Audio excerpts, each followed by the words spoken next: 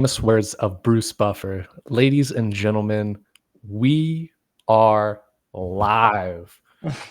Unscripted Company, live episode. For those of you watching, already here, howdy. Hope you're having a great evening. We got a fun show lined up for you, especially with the news that dropped this morning, July 21st in the year of our Lord 2024. Riley, how are you doing? It's a live stream, man. Let the people know. It is a live stream. Things are going good. Work is going good. Just enjoying life, honestly. Things could be a lot worse for a lot of things, but at the end of the day, we're alive. We're here. We're literally doing it live. It is what it is. So it's going good. What about you? Yeah, no, doing good. Actually, on Tuesday, I'm having a new vehicle that I purchased be delivered. So historically, I've had a Nissan Frontier. It was a beautiful truck that has served me well, but I found out something unfortunate about Nissan vehicles from that era. Apparently, Nissan had a terrible undercoat to all of their vehicles from around that era, 2018, 2020, around that time period. And at the time that I purchased the vehicle, it wasn't really mainstream news. But what I found out is through going through car washes, even hand washing my car itself, the paint is literally peeling off this thing. Like at first, I was just patching it and I was like, okay, I'll figure it out. It's just a couple chips here and there. Things started to peel off pretty bad. So I was like, all right, we're trading this thing in before it gets too bad. That was the only thing wrong with it too, which is what pains me. It was a beautiful truck. Loved it. Had aftermarket rims on it. Had a bed liner. Like I was living the good life. But then the paint started peeling. So I said, hey, let's get a 4-door Jeep Wrangler. Why? Oh, no. Why did you go? The gas is so bad on those, though. I work from home. It's a little bit of a cheat code in the sense that, yeah. Uh-oh, yes. I have the shades on, Daddy streaming. Yes, that means we're going to get in some interesting topics tonight, to say the least. But yeah, dude, get this. It's orange. It's an orange Jeep Wrangler. It'll be here on Tuesday. I'll send photos. It'll be a good time, though. I'm excited. I'll be honest. I can't wait for the day where I can just go into a dealership and just drop cash and just get whatever. So theoretically, my dream truck is a Tundra. I want a Toyota Tundra so bad, but it's a good vehicle. Being a realtor, it's not it's not realistic. And so Tacoma was going to be my next choice, or either Tacoma 4Runner or a RAV4. Preferably maybe the SUV one because I can still get the 4x4 and I still have all the additional interior space. So but that's what we're working towards. That's the goal. Yeah, that's one of the things that when I first got the truck, I love and hate. The fact I love that it has a truck bed, but when it's raining, that's when it gets a little tricky. Like if you're trying to put stuff that you really want to store, going from place to place, whatnot. Truck bed's very unforgiving when it's storming outside. Right, 100%. Should have gotten the blue color that everybody is talking about. Protects things from laser beams. Oh, I didn't even think about that. If I park a blue Jeep in front of my house, that protects me from the laser beams. Riley, are you aware of this whole thing? I'm not aware of this. No, we haven't. Okay. Daddy streaming, feel free to brain dump in the chat if you want. But there was a rumor or a conspiracy out there that, do you remember when Hawaii just lit up in flames? Overnight, the entire, just tragic to say the least. Right. There was a little observation that was noticed that a lot of the buildings and homes that remained, that were not burned down, had blue roofs. So you could have a scenario where picture like a neighborhood, just a very residential style neighborhood where all houses are burned down except for those with blue roofs. Like you would have, imagine 3 houses. Mm-hmm. The house in the middle has a blue roof and the 2 houses on either side of it don't. And those 2 houses were burned to the ground, down to the foundation. Right. But the middle one was untouched. So word on the street is it's almost like code, because even I'm trying to remember where he was.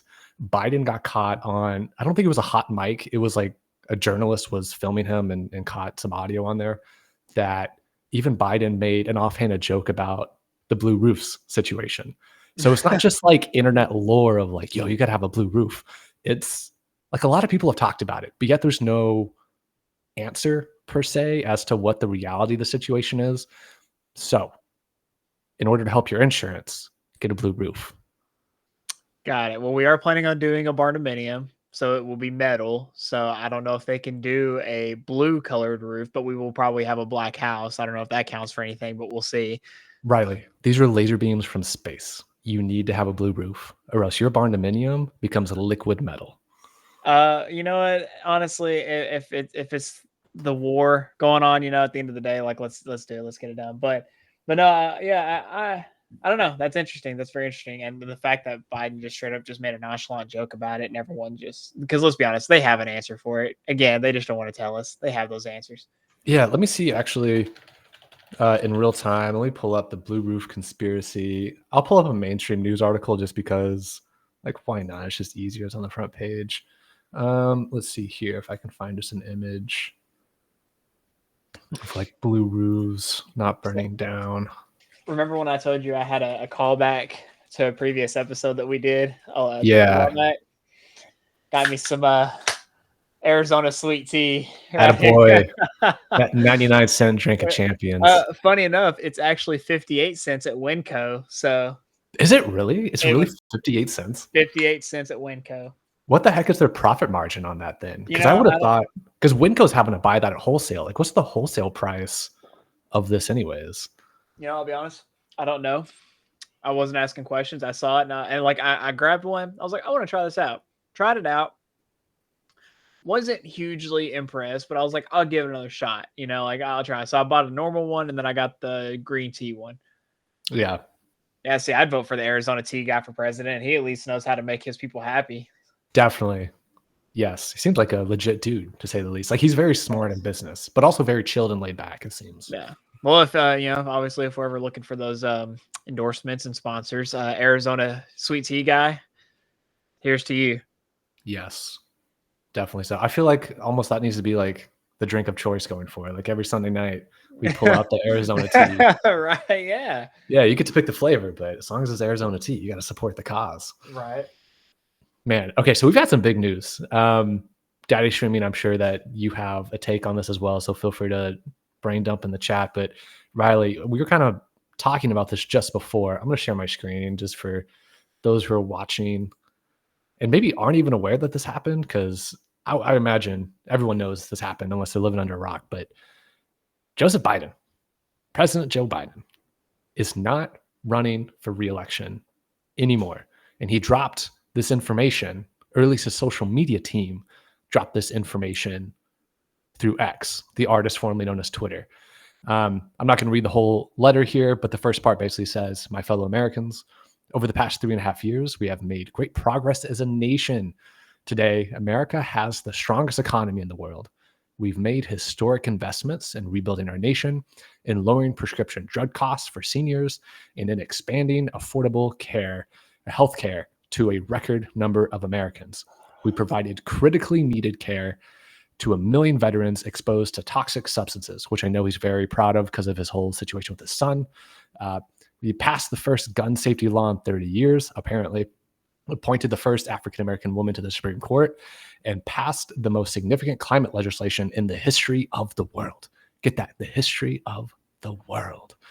America has never been better positioned to lead than we are today. And he basically goes on to say he's not going to basically be the nominee for the Democratic National Party going forward, which they have their convention this upcoming month, the same way that the Republican National Convention just concluded, and Trump, in a landslide, a surprise to nobody, got the pick. We'll see. First off, a couple of things I'll point out. Have we made great progress as a nation these past 3.5 years? Like, let's really break that down for a second. Inflation's was at an all-time high. And I know there's this thing out there where it's like the current president usually inherits the things that the previous president did, but a lot of the stuff that happened while Biden was in office didn't really happen until he was in office for 2 years. He was in office for 1.5 years, 2 years, and then all this stuff started happening. So you can't really blame it on someone that was in office 2 years prior to you when everything turns so quick. My favorite thing that he loves to just tout is the job growth.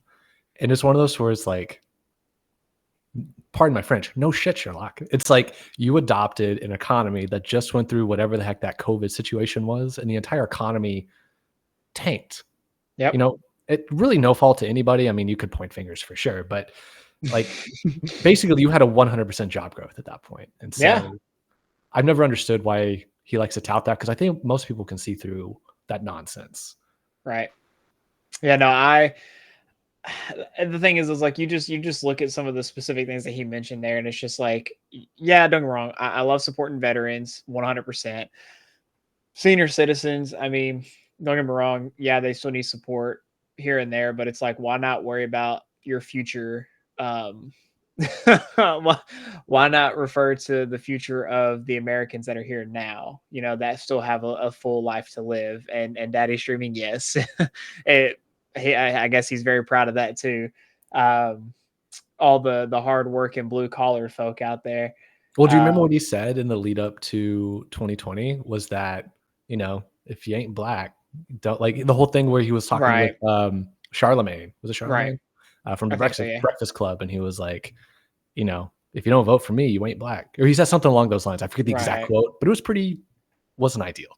Well, what blows my mind too. So Kamala Harris is essentially running, like Bill Clinton and Hillary Clinton endorsed her, and she is now running. I think that there's really no chance for anyone else to really come up out of nowhere and take that away from her. I could be wrong. Like, I'm pretty sure that since now she's the nominee, like she is the Democrat that's going to run for president. Yeah, that was what was interesting is in that letter. Now, we didn't read the whole thing in its entirety, but if you read through, he doesn't formally recognize like Kamala Harris as like the next, you know, grabbing the baton from him, being the forerunner for presidency. But he followed up with a tweet later on saying, "My fellow Democrats, I have decided not to accept the nomination and to focus all my energies on my duties as president for the remainder of my term. My first decision as the party nominee in 2020 was to pick Kamala Harris as my vice president, and it's been the best interest I've made. Today, I want to offer my full support and endorsement for Kamala to be the nominee of our party this year. Democrats, it's time to come together and beat Trump. Let's do this." One thing I think is very interesting, I guess two things here. First one, there was no way for him not to pick her, because think about this. If someone's qualified to be vice president, they should theoretically be qualified to run for president, correct? Right, right. And second of all, I have a theory here, and I'm not alone in this theory. Whenever the first tweet or post dropped with the formal announcement of him saying, "I am not going to be the nominee this go around," there was official word on the street that the White House staff, that's how they found out about him not running again, was through that post on X/Twitter. Right.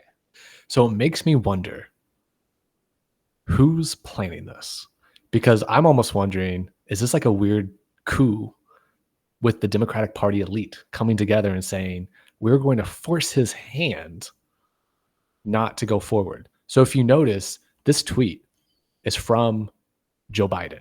It's not Right. from the POTUS Twitter account. It's from his personal one. And so what I'm wondering is there a possibility that someone posted the official announcement without Joe formally knowing, and maybe they gave him the heads up saying like, hey, don't make us force our hand, because everything that he was saying and everything that his campaign managers were saying leading up to this morning was that he's it. Like, he's not stepping down. He is Right. running for re-election. And so that official notice comes out of nowhere, apparently. Right. Is there a scenario where someone posted that without him giving the go-ahead, as if he gives the go-ahead on anything on his social media accounts? And this is a follow-up to it about, I think it was like 30 minutes to an hour afterwards. And so this is almost like cleaning up the storyline afterwards. Like, hey, we got to get that message out there. Get him out of here. I mean, I'd buy 100% because let's be honest here. I don't think any of the tweets that he's ever sent out, I don't think anything he's ever sent out on his social media has ever even been him, even if it's been on his personal account. He doesn't Like, even know what his account passwords are. exactly. Somebody's been behind the scenes, like actually on his accounts doing all this stuff. And that's probably for like a lot of, your big name people. Like, they probably have people running the accounts for them, and that's fine. They're busy people. But in Joe Biden's particular case, let's be honest here, someone was probably running that account. And the fact that, you know, he didn't want to step down, he wanted to continue going, and then all of a sudden, just bam, out of nowhere, that letter pops up. And like I said, I didn't even know about it until my buddy told me. And I was like, dude, there's no, like, your kid, like, it didn't happen. Like, I was like, dude, this is just another Twitter post. Like, they're just saying it. And then I saw the letter and I was like, oh, I was like, this actually is happening now.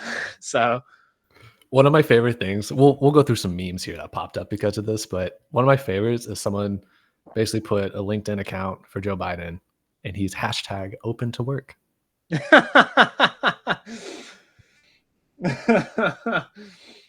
oh, So let me man. ask you this, Riley. So we have the DNC next month. It's coming up pretty soon. Right. Do you think the state delegates, those that are, appointed to speak on behalf of their state's populace, to pick a party nominee, do you think they're going to go with Kamala Harris? Or let me throw a curveball in here, which may not be a curveball for those of you listening, but is there a chance that Hillary Clinton makes an appearance? Or Gavin Newsom even? I saw that. So here's the thing. If anyone, I've never been extremely vocal about, which side or what party. I'm not for either. If I'm being, like I said, I've said it again, I'm not for either party. But if they pick Gavin Newsom, I'm gonna throw a fit. Like, I'm gonna throw a huge fit, because just know, like, I don't even want Hillary Clinton, but at the end of the day, like, I just would rather, I would like to have someone that, again, just does what they need to do. Like, that's at the end of the day. But I saw that about Hillary Clinton possibly being the, it's going to be a repeat of 2016 all over again. There's so many rumors out there and I saw there was an opinion piece. I think it was in WAPO. Might have been, I forget, maybe Wall Street Journal. I forget which publication. But basically it was an opinion op-ed that was saying it's her time to come back. And my thought is, are we ready to lose 3 times in a row? Like, well, and think about this as like an objective way of thinking. Okay. In a way, do you think there's any chance that either Gavin Newsom, Kamala Harris, or Hillary Clinton, either 3 of them, have a chance at beating Trump? No. After what happened the past week? No, this is 100% Trump's race to lose, I feel, for better or worse. Like, I don't even know how to describe it. Like, just the ramp up and the journey this dude has been on, just in the last month and a half alone, is unparalleled in terms of reelectability. Well, it's not even reelectability, because he wasn't here this last 4 years, but it's truly his race to lose. I would love, out of the 2 strongest possibilities, of course, Kamala Harris and Hillary Clinton, can you imagine Trump on a debate stage taking them both on? Dude, I would just like, I would pay money to see that. And like I said, I don't support either side, but I would pay to see that. And Daddy Streaming, the rumor has it that Obama is the Antichrist and runs everything in the background. There was actually something that came out like a long time ago it was an interview that Obama did where he was talking about, he's like, what, do you think I'm just sitting in a basement in my pajamas, just writing scripts all day and just planning everything out? It's like, well, when you say it like that, people are going to think that now. So, yeah, I just honestly, I agree with you. Like, it is Trump's race to lose. It is definitely his ideal that if he doesn't win after everything that's happened and somehow the Democrats win, people are really going to have to do some hard looking in the mirror. Like, how did this happen? Because even people were saying, like, why did we vote for this side after they sat with this economy for the past 3.5 years? People are like, why did we vote Democrat? And it's like, I don't know, like, it's just, but by all means, vote for who you want to vote for. At the end of the day, it is everyone's free will and free decision to do so. But just think about where we've been these past 3.5 years. So here's a fun, I guess, like a meme for you. So this from Shooter McGavin, Democrats escorting Joe Biden out of the White House. Bro, okay, so hold on. After you play this, I have something to say about what Daddy Streaming just posted. What did you just post? So you haven't seen The Boys yet, so you haven't seen it. Dude, I've been meaning to try to watch it for so long. I just haven't yet, but you tell me. Educate me in the podcast. Okay. Let's go. So a week after So this whole past season has been about an election. Like there's an election happening in this past season. Okay, you Okay. have someone who's up for re-election, and then you have someone who's getting elected. And for anyone who hasn't seen The Boys, I'm so sorry. Spoilers. I apologize. But it's a Here, fantastic close your show, ears for the next like 30 seconds. right? Go.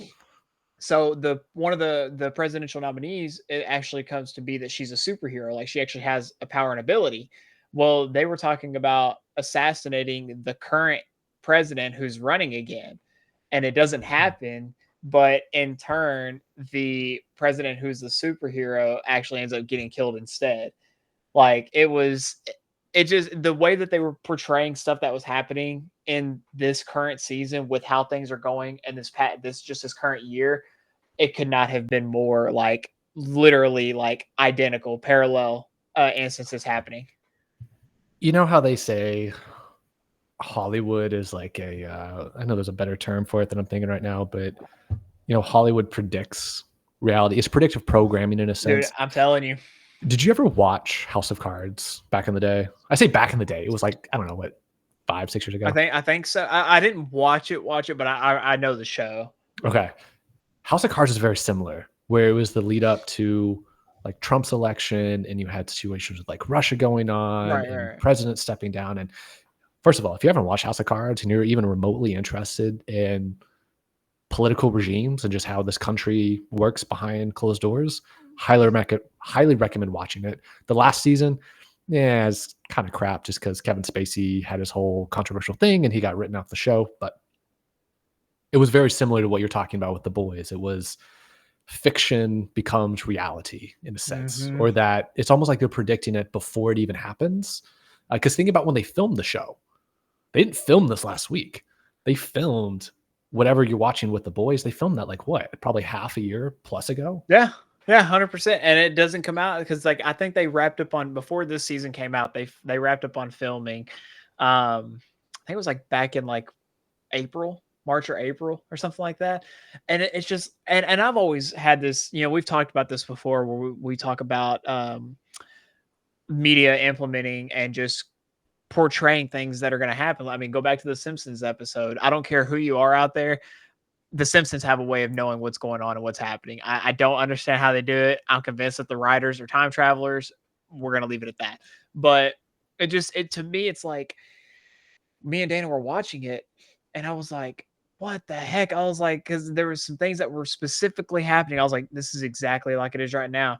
People are loving the bad guys and hating the people who are actually wanting the country to go back to the way it was and be the country that we should be, which is a united states. We're not united right now. Some people may sound like we're waking up and we're finally realizing, but it's like, we're not a united country right now. We're still very much so divided in a lot of ways. And there's a lot of variables that play into that, but man, I'm telling you, I'm not saying like I don't enjoy being the conspiracy theorist, and I like having conversations like this that are fun and kind of wacky and stuff like that. But when you really think about it, man, there's some stuff out there. Daddy Shumi bring up some good points. Have we ever been quote unquote united though? I'll be honest, the last time I think we were actually united as a country was after 9/11.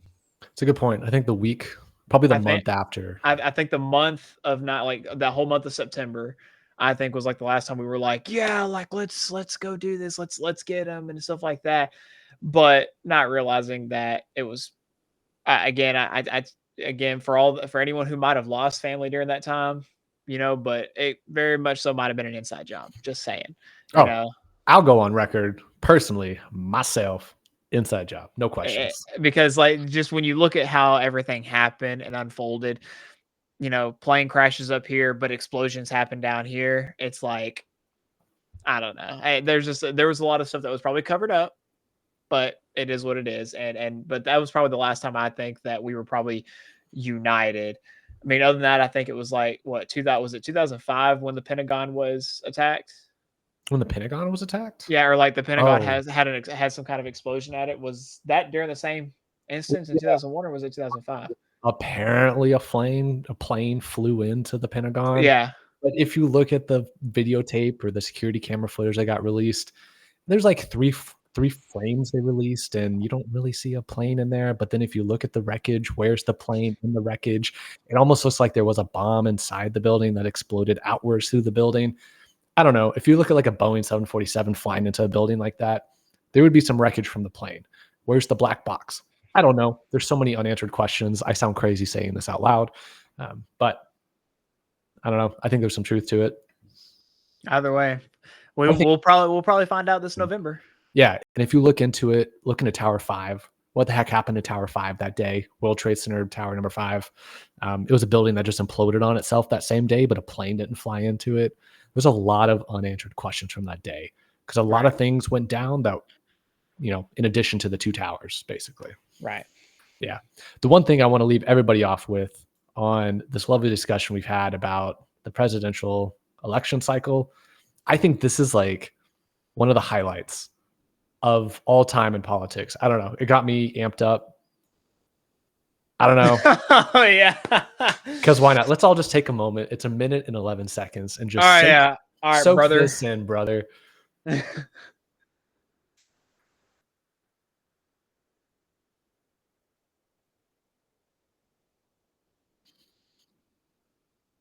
Yeah, here he goes.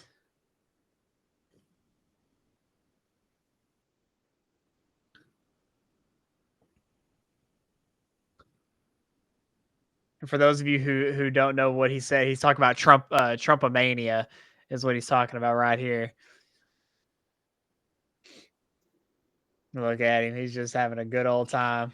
I solely feel like, I'm not saying like Trump doesn't want to win to obviously try to do some good for the country, but I feel like he's just having fun with this. So at the same time, like he's just enjoying himself with everything that's happening and going on, because you have to think, like you said, he fought the biggest fight and then he just got acquitted of everything that happened, which has never happened ever. Like officially has never happened. I mean, unofficially. Well, what was wild was the judge down in Florida. You could tell like they wanted to drop the case and they're trying to figure out, okay, what's good timing to drop this case? And they waited till the day after the attempted assassination to drop the case, because at that point, no one's going to question it. They're going to be like, everyone, almost everybody. Let me think this through. Yeah, literally every politician on the opposite side gave their condolences, gave their support after someone tried to basically take Trump's head off. Right. Well, now that we've kind of gotten through that, let's get to the real meat and potatoes of tonight. But before we do that, for those of you who don't know or have obviously watched our videos, obviously we have our merch that we are vetting here tonight. And for those of you who are watching, we are providing a 25% off code for a limited time only for you to go check out our merch. We have hoodies and t-shirts right now. Again, we do appreciate anyone who has followed, subscribed, liked, whatever the case may be. We appreciate everyone who's viewed our videos and our episodes, seeing the views and everything. We enjoy doing this, so we definitely appreciate your support. But if you're not able to support in this way, again, leave some follows, likes, subscribes on Spotify or Rumble, and we definitely would appreciate y'all support. So definitely, yeah. So all you have to do, go to unscriptedcompany.com. Very simple website. You're all smart cookies that are watching and listening right now. You'll see a section for merch. You click on it, give it a look. You got a 25% off coupon code, LIVE25. Live is all caps, by the way. Limited time, TBD on how long it'll last, but it'll last at least 24 or 48 hours. We'll give you some time on that one. But we definitely appreciate the support thus far.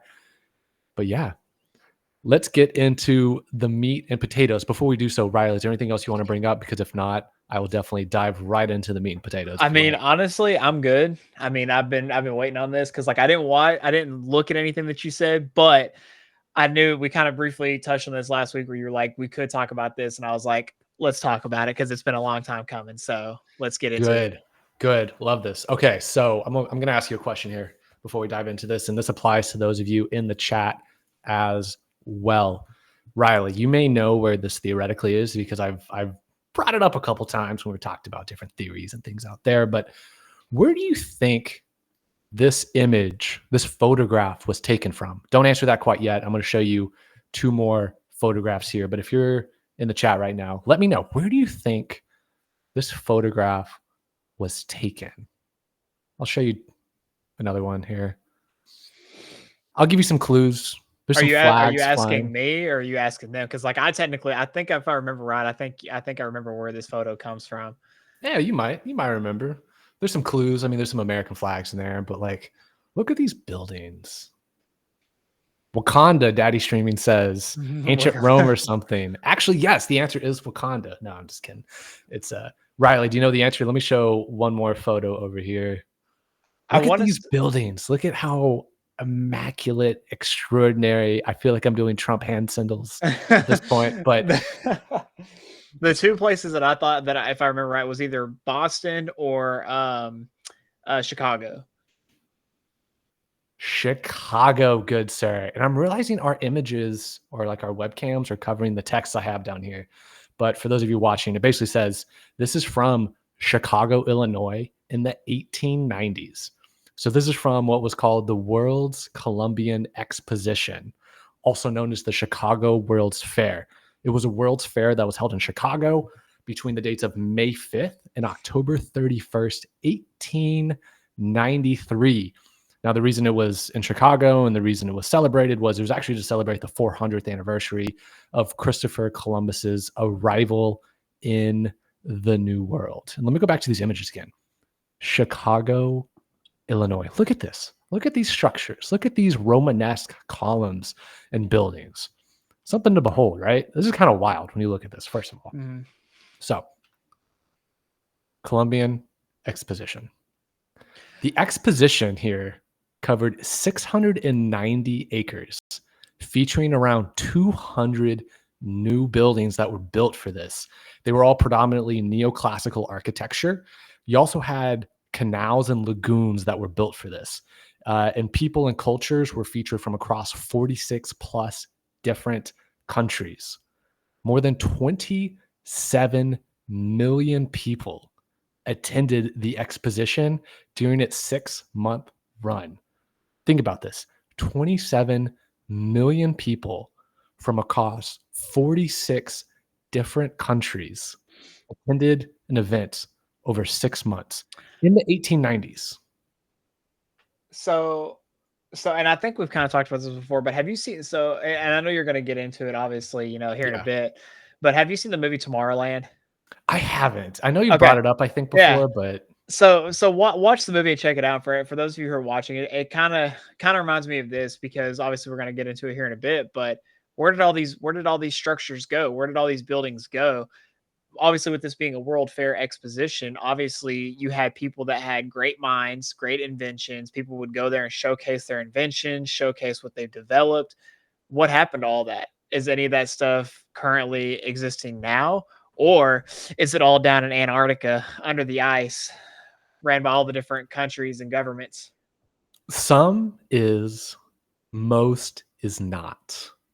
But you bring up an interesting point about the amount of technological innovations and other things that were either announced or displayed at this event. Now, remember, keep in mind, everybody, this is the 1890s, Chicago 1890s. This wasn't New York City. This wasn't an East Coast town. This is Chi-Town, 1893. So, the World's Columbian Exposition was the first World's Fair with an area for amusements that was strictly separated from exhibition halls. So this is a fun fact for you. This area, which was developed by a guy named Saul Bloom, we'll bring up his name later, was concentrated on what was called the Midway Plaisance. It's French. And it actually introduced the term Midway. So have you heard the term Midway before? Mm-hmm. This event brought that word into the English dictionary. So he used Midway as a term to describe this area for like a carnival with fair rides, things like that.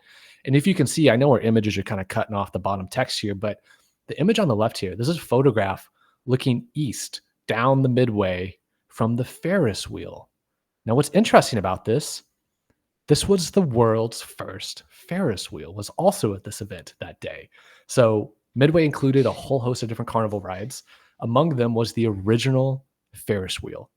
One attendee named George Tyloo later credited the sights he saw on the Chicago Midway for inspiring him to create America's first amusement park called Steeplechase Park on Coney Island, New York. So the World's Fair, part of it was Midway. And at Midway had the world's first Ferris wheel, and people that attended there were inspired to go create Coney Island, which I think most people probably think of Coney Island as the first amusement park for America, if not like the OG of the OGs there. Also at this event, we're going to get into all the firsts here. At the fair, though, which I thought was kind of cool, they had life-size reproductions of the Nina, the Pinta, and the Santa Maria. If you remember, those are the three ships that Christopher Columbus brought over. So they literally had like replicas of these created, and they strolled up to Chicago for this. You also had Edward Muybridge. He gave a series of lectures in the Science of Animal Locomotion building, where he basically used something called the zoopraxiscope. I haven't heard that word used out loud, so I might be butchering it, but it's like zoopraxiscope, showing his moving pictures to a paying public. This was basically considered the very first commercial movie theater ever in the world at this World's Fair. Huh. Also, along the lake, because we'll look on Google Earth here in a little bit where this was actually all located. So along the banks of one of the Great Lakes, patrons could make their way to one of the casinos, but they could be transported on what was called a moving walkway. It was the first of its kind. So basically, this was the first concept of just like a moving walkway. You probably see them at airports and things like that. Also, just look at the photographs. Like, this is kind of wild to begin with. We have like photographs 1890s of like the stuff that happened that doesn't exist anymore. Another random fun fact for you about this event. You had this area called the Street in Cairo. It was basically kind of like the Egyptian themed part, because remember, over 46 countries were represented at this event. So the Street in Cairo included the popular dancer known as Little Egypt. That was her name. She introduced America to a very suggestive version of the belly dance known as the Hoochie Coochie, to a tune said to have been improvised by Saul Bloom. So not only did Saul Bloom invent and bring the Ferris wheel to this World's Fair, he also improvised what was soon to be called the Hoochie Coochie. Interesting. Very interesting. But again, though, this is just, it's so interesting to me, though, because this existed. There are photographs. This was real. So for anyone watching, like, you're probably like, no, like, but this was real. This happened. But why did they stop doing it? Or did it just become something different? Like, do they still do something like this? Like, maybe on a much smaller scale? But because you have to really think about it, when it comes to like inventing stuff, back in the day, and I say back in the day, hundreds of years ago, they used to have world fairs where people, like great minds, would come together and develop technology or develop things. And if the people that ran it saw fit that this could be a good thing, then they would have investors there and they would invest in developing that technology for however they could see fit. But it's like, why did they stop doing this? Yes, great question. We'll get to that. Ah. So another thing of note with this, electricity. Remember, 1890s, Chicago. This is the Midwest. We're not on the East Coast right now. So this thing was electrified also. You see the photographs of all the lights and everything. So the effort to power the World's Fair in Chicago with electricity, which became a destination piece for Westinghouse Electric, who actually outbid Thomas Edison for the rights to power this using his alternating current. So I don't know if you remember, there used to be this battle. You had alternating current. So you had AC and DC, not to be confused with the rock band AC/DC, but you had these two different currents, and which was the one that was going to win out, what was more effective, which one was less lethal to humans, things like that. So Westinghouse Electric beat out Thomas Edison and General Electric with the alternating current system they had been developing for many years. It took place at the end of what had been called the War of the Currents between DC and AC. So you can see the photographs here of this place being lit up. One thing to keep in mind here, like let's bring this back to home, something that's relevant to us, like Texas, right? A lot of Texas didn't even have electricity. A lot of rural Texas didn't have electricity until like the 30s and 40s. This is the 1890s. Just keep that in mind, just as we kind of look through some of this crazy stuff that happened. Other things that were announced throughout the event. So I know our images are cutting off some of this. I'll read through this. The first all-electric building happened at this World's Fair with alternating current, the AC system. Electric kitchen appliances were first unveiled here. The zipper, the freaking zipper, dude, was announced here. Cracker Jacks, Aunt Jemima pancake mix, shredded wheat, juicy fruit gum, the brownie, dude, the freaking brownie. Peanut butter went mainstream at this World's Fair. Vienna sausages. Vienna sausages, y'all. Vienna freaking sausages. Elongated coins, otherwise known as like a squishy penny. It's like, when you go to like Six Flags or something and put pennies in there and it'll squish them down and put a design on it. Those were unveiled here. So now some other mainstream names. Quaker freaking Oats. Pabst Blue Ribbon, otherwise known as PBR. The automatic fire sprinkler. Picture postcards. Automatic coin changer. The electric railway. The electric automobile. There was a fully electric automobile at this event. The phonograph. Kinetoscope. Aerosol spray. So ladies, if you're listening to that hairspray, 1893, Chicago, Illinois. And of course, the horseless carriage, otherwise known as the automobile. And there's a bunch more too. Like there's so many more things. These are just like the most noteworthy things that were unveiled at the 1893 World's Fair in Chicago. That's insane. Yes. That is we're about to get into the interesting stuff here. I just want to make sure I set us up on like a very solid foundation here, to say the least. So most of the buildings at the fair were designed with this neoclassical architecture style. The area at the Court of Honor, which is like this main area you see in the image here, or the photograph, was known as the White City. And you can take your guess as to why it's called the White City. I know this is a black and white photograph, but everything here had like a white facade to it. Very clean, very just like chef's kiss. Why is that important? Why is the White City important? Now, I know our webcam video feeds are covering the text here, but I'll read it out to you. Frank Baum. Does that name sound familiar to you? You might see some text on here that's not covered up. So Frank Baum, so the legend goes, used his experience while visiting the White City as inspiration for the Emerald City in his best-selling children's book of 1900, The Wonderful Wizard of Oz. The words, thine alabaster city's gleam. I don't know if those words sound familiar to you, but thine alabaster city's gleam was from the song America the Beautiful. That was inspired by the White City. So also, go ahead. Yeah. I was gonna say, so it's funny though, because if you actually look at the picture in the top right, I don't know exactly when the actual one was built, but what is that? What is that? An obelisk? Obelisk. What does that remind you of? It reminds me of ancient Egypt because that's where they're from. I was gonna say it reminds me of the Washington Monument, which is an obelisk based off of ancient Egypt. Okay, so see, that's what I'm saying. That's like it's like the history repeats itself, obviously, but that's man. Let me just say this: I wish they still had architecture like this. Like everything is all glass and metal, and don't get me wrong. I mean, yeah, you want to have stability, but it's like even just having like your historic districts, like you don't have things like this anymore. Like you don't have structures like this anymore, and it's just yeah, it's just very disappointing and let down in some cases. I mean, you have like your areas like Boston and Massachusetts and obviously your Washington, D.C. areas and stuff like that, but it's just not common anymore, and it can't be.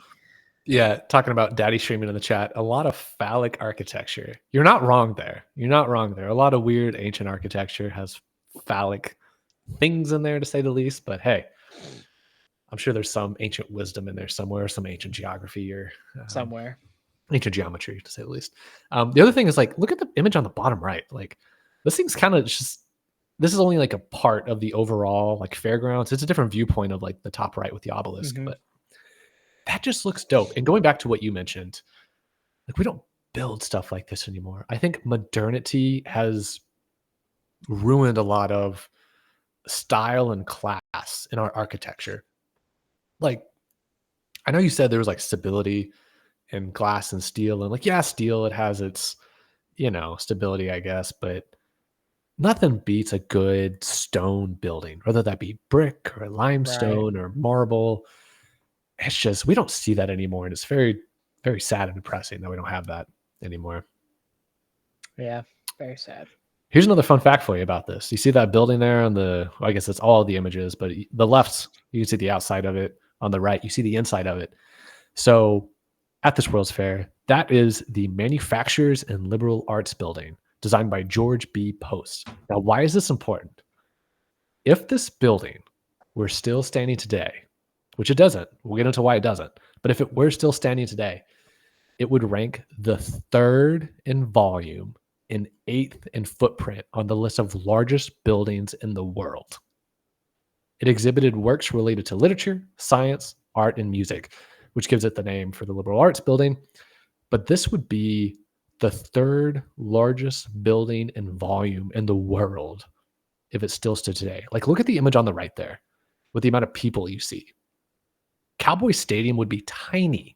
I guess, sorry, AT&T Stadium would be tiny in comparison to this building.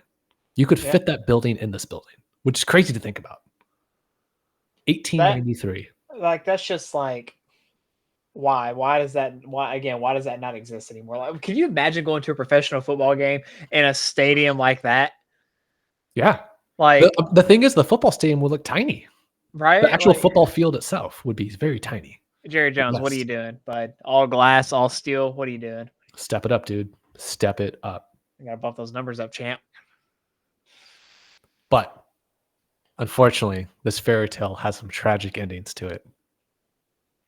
First, unfortunately, this World's Fair ended with a city in shock.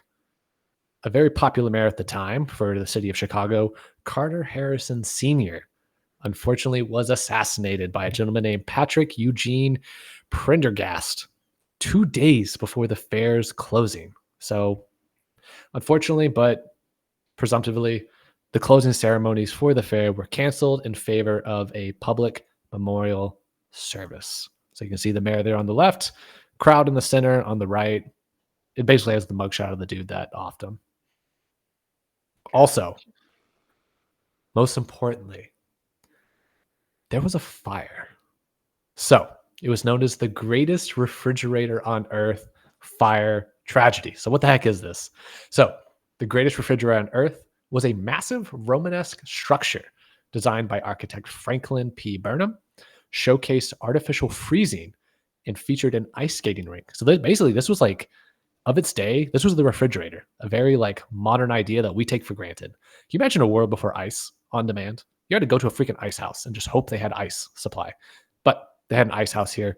It showcased an artificial freezing and featured an ice skating rink measuring 130 by 255 feet with a height of nearly 200 feet. It stored thousands of pounds of food for the entire exhibition. Now, on July 10th, year of our Lord 1893, the building caught fire, resulting in the deaths of 15 people, including 12 firefighters and 3 civilians, in front of a crowd of over 1,000 people. The only item to survive the blaze was a 12-foot copper statue of Christopher Columbus, which now serves as a memorial at the Chicago Fire Museum. Here's some more photos of the aftermath. Not a lot of buildings made it out of this fire, unfortunately, covering a lot of what was built for this World's Fair. Now, let's have some sanity checks here. Mainstream history will tell you, if you look into the World's Fair, especially the one in 1893 in Chicago, that a lot of these 200 or so buildings were built out of temporary materials, were built very haphazardly and in a rush, which to that, it's difficult to argue because I can't go there. I can't see these buildings. They don't exist anymore. None of these buildings exist, minus like 1 or 2, which we can look at on Google Earth here later. But like 98% of what was built for this World's Fair is not there anymore at all. Remember, 200 buildings. But apparently, a lot of these buildings were built with very temporary materials. Right. And we'll get into where the conspiracy comes to. Is that true?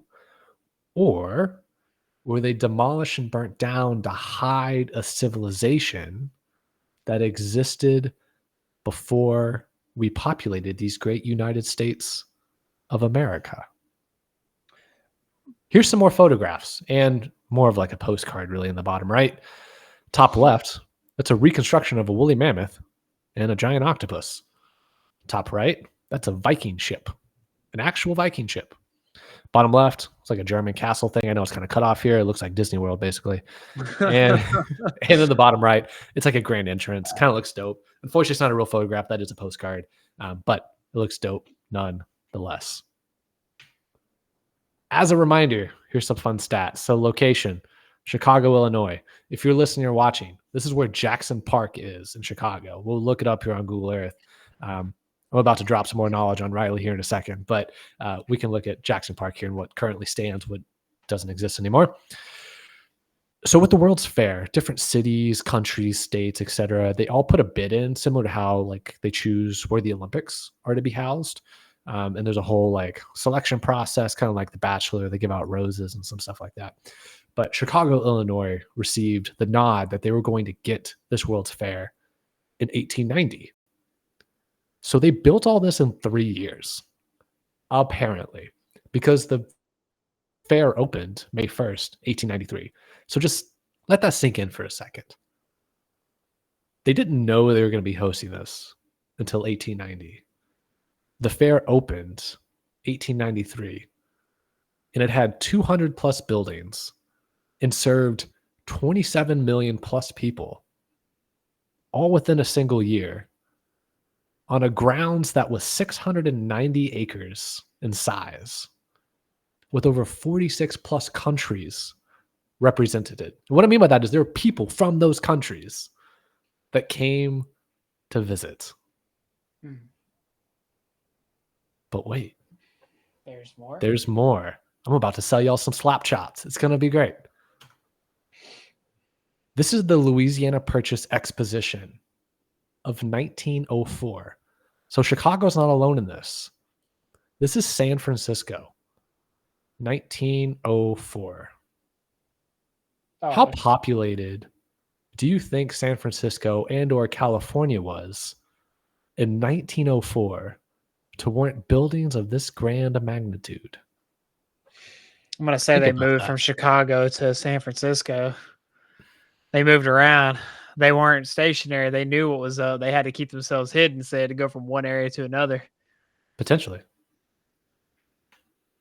The Panama-Pacific International Exposition in 1950. And also, sorry, I am drinking a little bit of wine here. This is St. Louis, Missouri, not San Francisco, because this is San Francisco. I told you the wrong cities. The first one here, St. Louis, Missouri, the Louisiana Purchase Exposition in 1904. The second one, the Panama-Pacific International Exposition of 1915. This is San Francisco. And if you ask me, look at that photograph on the top right. Does that not look like something out of like Naboo in Star Wars? Like, it's kind of wild. Does. Yeah. Yeah, it's kind of wild. So these World's Fairs were very interesting. They happen all around the globe, but the ones in the US always feature this very grand architecture that couldn't really ever be explained because little to none of it ever existed after the event took place. And there were always so many inventions that were displayed, announced, things like that. Like the hamburger. Like the hamburger that you can go get at McDonald's. That was announced at the Louisiana Purchase Exposition. They invented the hamburger and showed it off there, which is also hotly debated as to who invented the hamburger. But I forget the guy's name. You can Google it if you're listening, but he's from Texas. So basically Texas invented the hamburger. You're welcome, world. But there was a contradictory story of some other guy in another state that's lesser than Texas that hamburger. So every state, because every state's lesser than Texas. Yeah. So why do I talk about all this? Let me click escape on this and go over to this other fun article. This is all connected to what is considered the lost empire of Tartaria.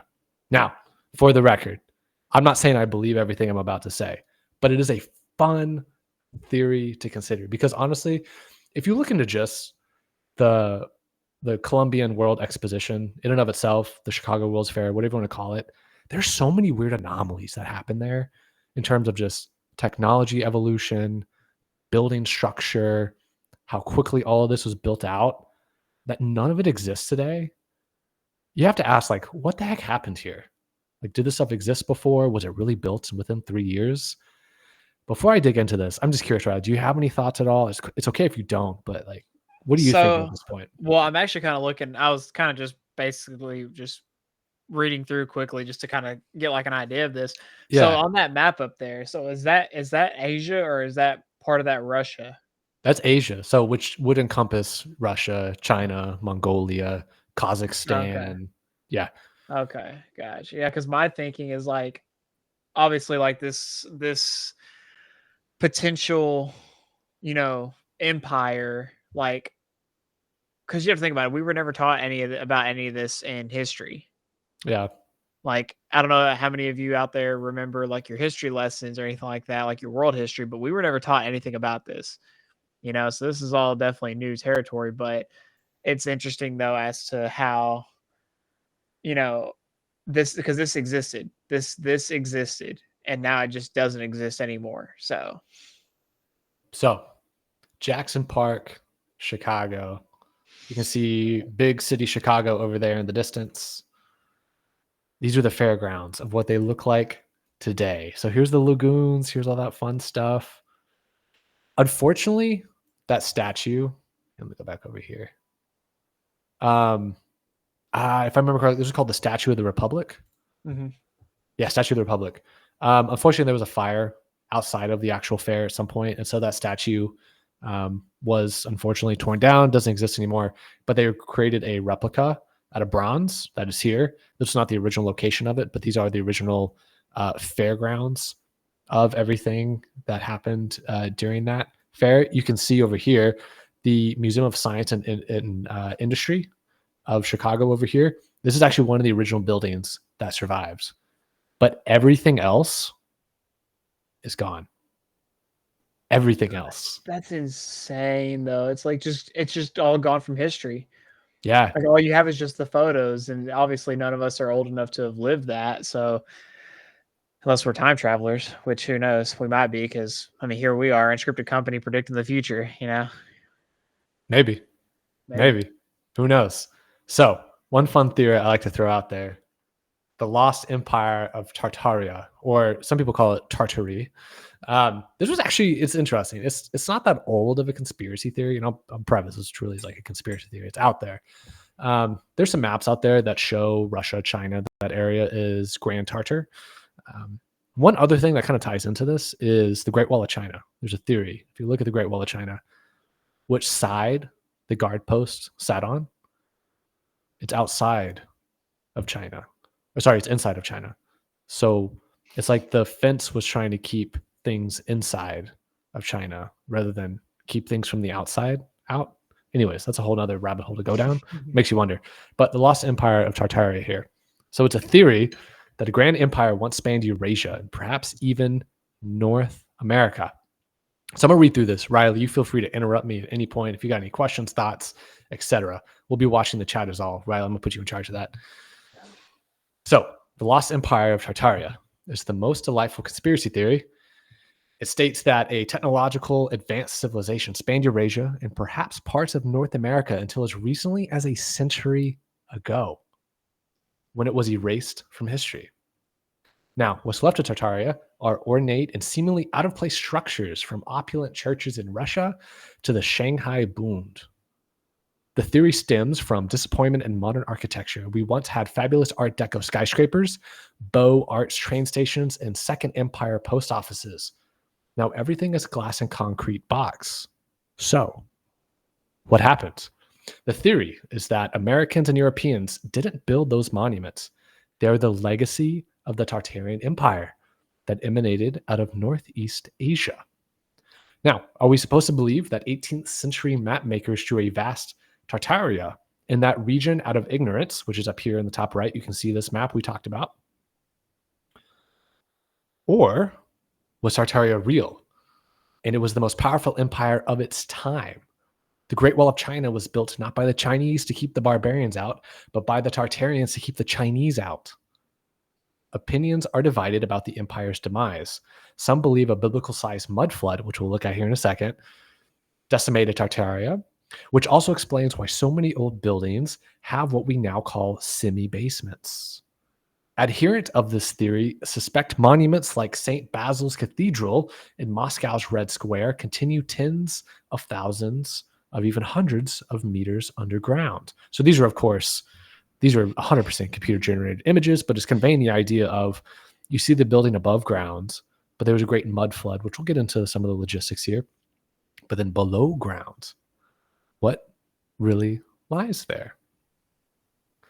Now, others suspect World War II was really a war of all against Tartaria, and the destruction of old Berlin, Dresden, Warsaw, and other cities in Central and Eastern Europe was a deliberate effort to wipe away the traces of a rival civilization.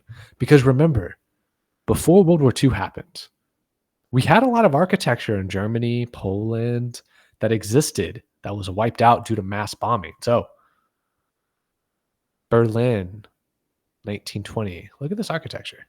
Do you Over think here on that the they right. were trying to start with a clean slate, like going into the new century? Potentially, almost like a regime change. Here's Berlin, 1920, before the Great War.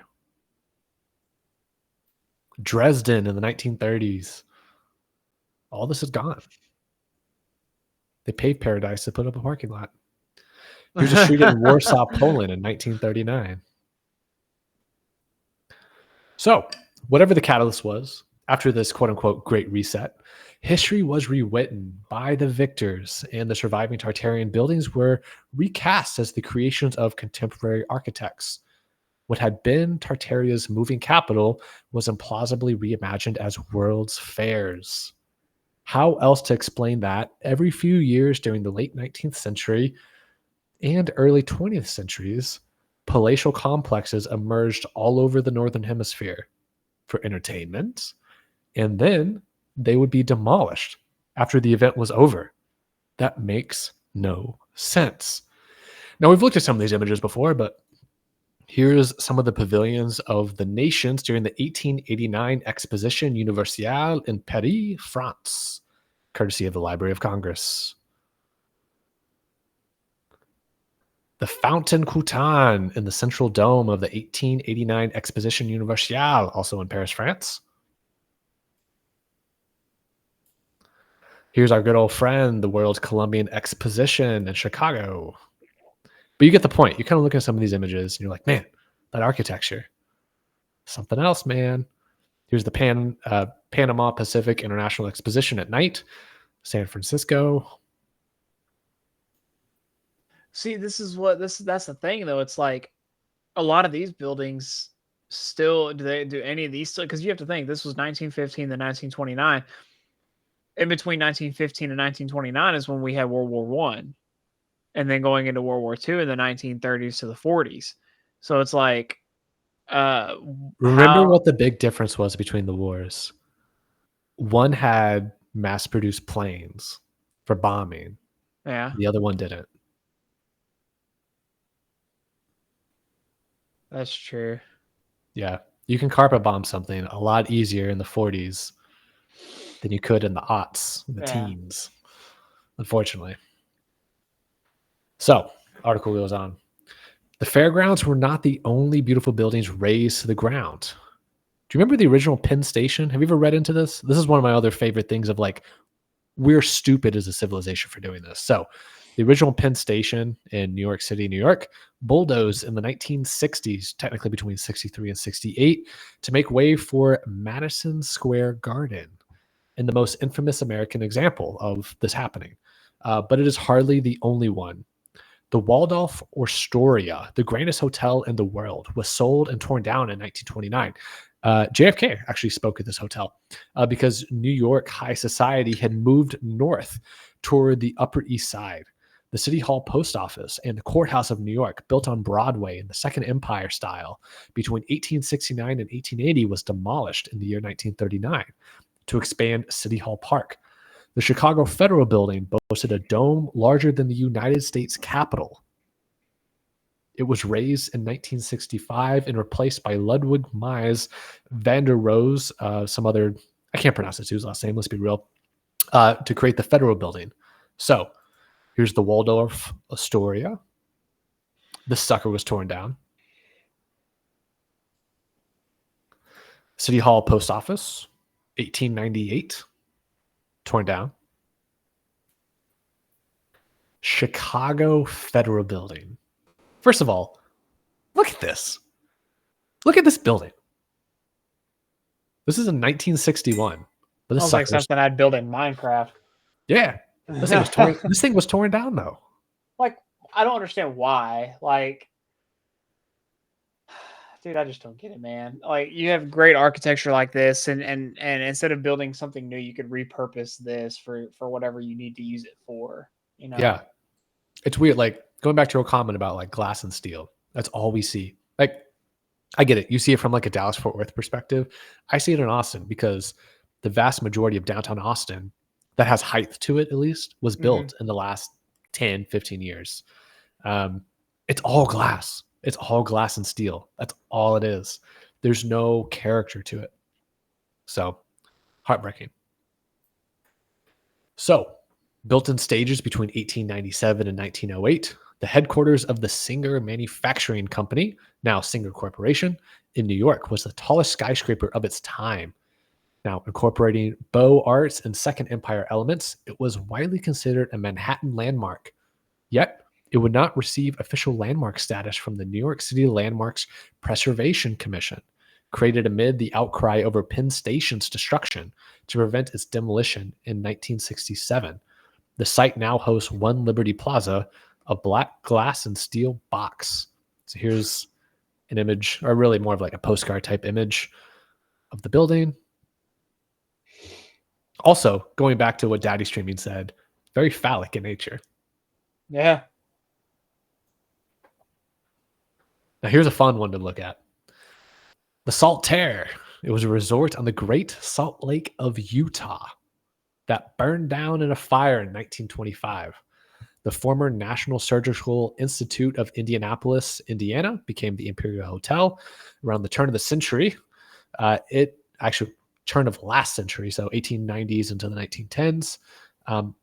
Its domes and turrets were removed in the 1920s when it became the Hotel Roosevelt. It was raised between 1945 and 1949 to make way for a parking lot. So, this is in Salt Lake City, Utah, or was in 1900. Salt Lake City. Now, I know the Mormons are very ambitious, but 1900. The Imperial Hotel, Indianapolis, Indiana, 1904. Remember, everything I'm showing you doesn't exist anymore. Which it's so crazy to think about because this was only 100 years ago, 120 years ago. Like, yeah, it's insane. And it just shows how quick, we transition from one era, from one period in time to another. But it's like, dude, you don't get stuff like this anymore, man. Yeah.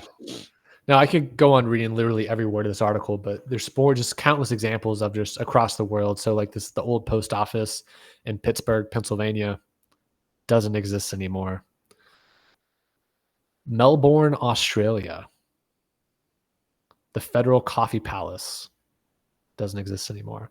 All these very grandiose buildings that just don't exist. And it's all over the world. It's not even just the US, Russia, all of Europe, chunks of Asia. They all have these very grandiose buildings.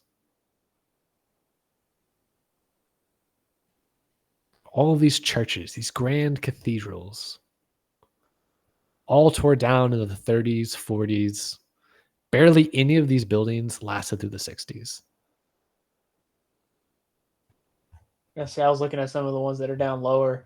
It's like some of them are just beautiful. It's like, why, how do these just not exist anymore? Like the Palace of Farmers in Kazan. It's like a little bit further down, I think. Yeah, that top left one right there. Yeah. Like, look at that. Like, that's insane.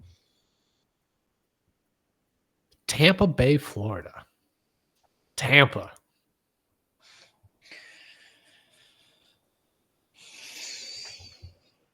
There's some more. California State Building, 1891. Okay, so what really gets into the theory here? So as the United States expanded westward and the frontier was becoming tamed, ornament city halls and state capitals were often the first buildings to be built in the middle of planned future cities. So if you think about Denton, Texas, think about every like small town in America. They always built the courthouse first, and they built the Right. city around the courthouse. You ever wonder why that was? Why did they build this grandiose building first, but yet nobody lived in it? Nobody lived in these buildings. Well, I can tell you firsthand, if you've never been inside the courthouse in Denton, they actually you can actually go inside the one on the square, like you can kind of like tour around because they've got like historical stuff in there, but you can't go down to the lower levels because that's where they used to hold all the prisoners at back in the day. And for those of you who live in like your older towns, I encourage you to do some research on them because I guarantee it, most of your older towns that have like the very, very old buildings, $10 says that they're all connected underground. They have underground tunnels just like ours does. I know in downtown Austin, there's underground tunnels that connect the state capitals all the way down to 6th Street to all corners of the city. Now, some say they're escape routes. I say, I don't know, maybe like to smuggle prostitutes places, but who knows? But you're right. A lot of these American cities who you wouldn't think would have a reason to have underground tunnels have this underground infrastructure set up. Right. Why is that? You have to wonder, did we build it? I say we. Did like the modern inhabitants of these cities and communities build it? Or were they adopted by pre-existing civilizations? Well, I know for a fact the ones in Denton were probably, I think they were built around the time that they actually, built the first courthouse and obviously all the older buildings that were on the square. Like I know that for a fact. But the question, and here's my question then. Obviously, I know with time and population growth and stuff like that, but it's like, why, when you build a courthouse and that's your first thing that you build, why not just go? I mean, obviously, depending on the times, like the time period that you're in, but obviously, Denton built a new courthouse, and now they have a whole nother government courthouse type building that's on the opposite side of town now. So it's like, it just depends. Yeah, no, you're spot on there.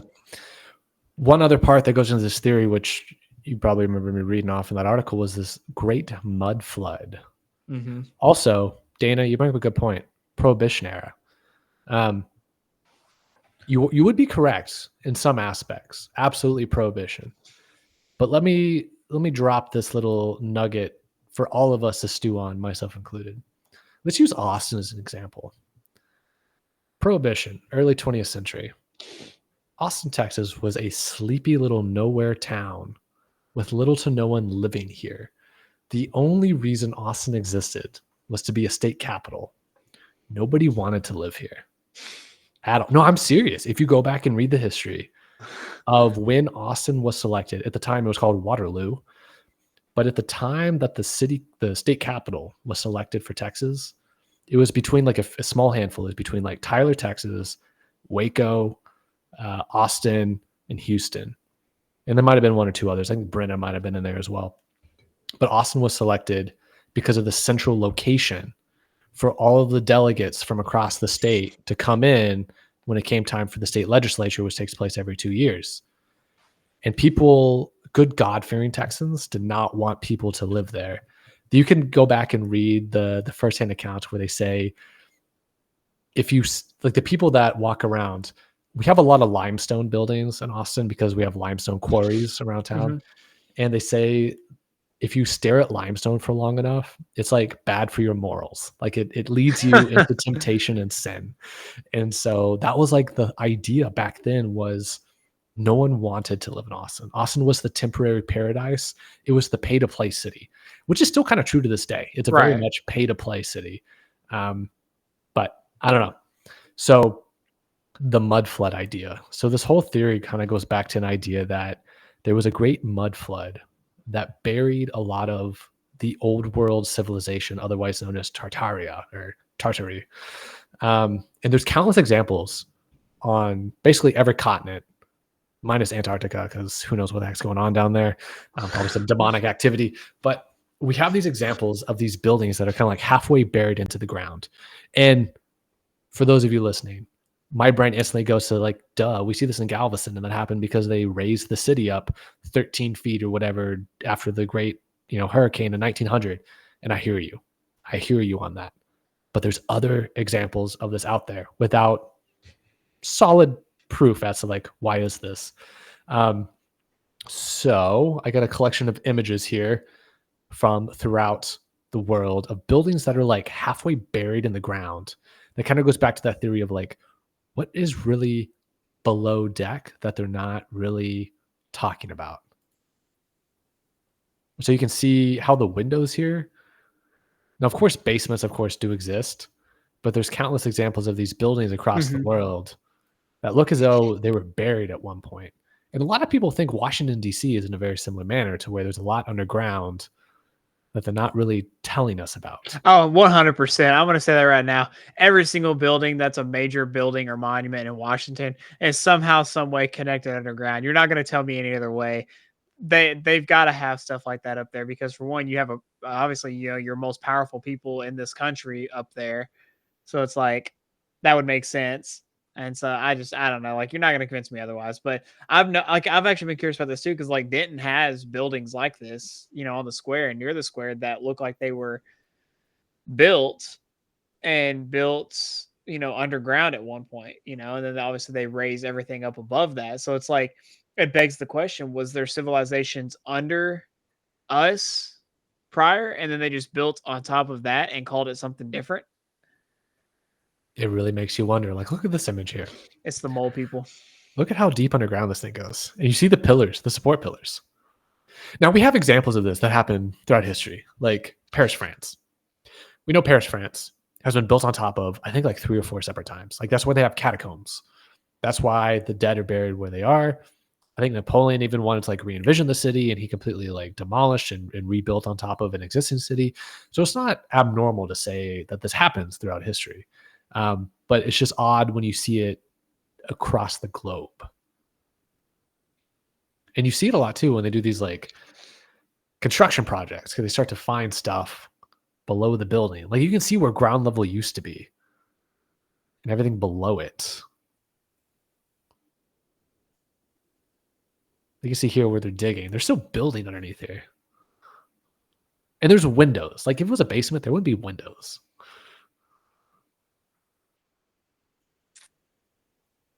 So long story short, this is basically suggesting that at one point there was a civilization that did exist that spanned continents.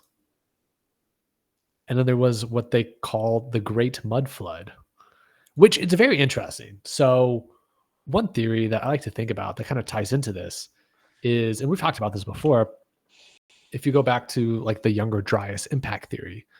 So this is something, if you go back and study the ice core samples, you had the Younger Dryas time period where you can see where the Earth rapidly heated, cooled.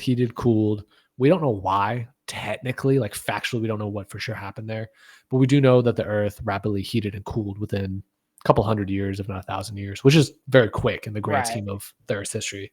We're talking a lot of degrees here. You can Google it, see the chart. Maybe I'll pull it up here later. But who's not to say? So part of that theory is like an asteroid, a comet, something hit, caused the Earth to heat up like crazy. And one of the theories is that, there was a civilization on the North American continent. Whatever that was, we don't know. I say advanced, but advanced is a relative term. And that when the Earth rapidly heated, we do know for sure that there were ice caps that covered a good chunk of northern North America. All the way south is like Minnesota, solid ice. And so if the Earth heated rapidly enough to allow all that to melt, who's not to say that maybe there was some dirt that was dry, that became wet, that buried a lot of what used to be here. Now, I'm not saying all of these major cities in America were, pre-existing and we quote unquote rediscovered them and claimed them as our own, but it's a fun theory to think about. It really is, though, especially like when you see it on the larger scales.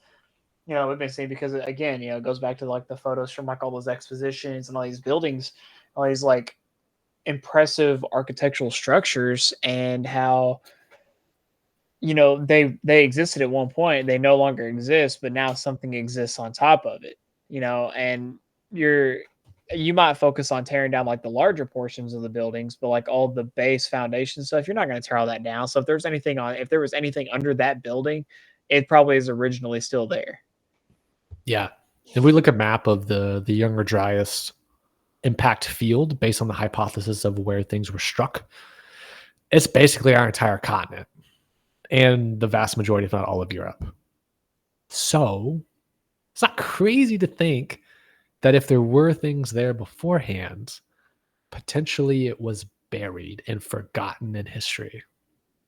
Yeah. Or there were survivors of that remembered what did exist and used the World's Fairs as a traveling capital until World War II happened, and they said goodbye to it all. It's very interesting. It is very interesting. So I know I went down my rabbit hole, took up a good chunk of time here, but I know you also put some topics in the show notes that you want to talk about too. I did. Obviously, nothing as intense as that, but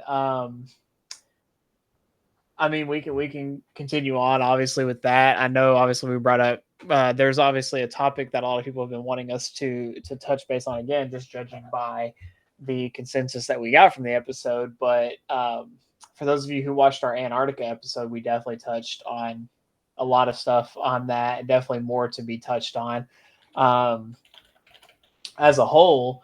And kind of just want to get, you know, obviously those opinions from the people who watched that episode, but there's definitely a lot more down there than what meets the eye. And to me, I would go as far as to suggest that a lot of the things that were developed during that World's Fair, a lot of the things that quote unquote don't exist anymore, exist down there in some shape, form, or fashion, you know, and it's just things that they're still developing, things that they're still working on till this day.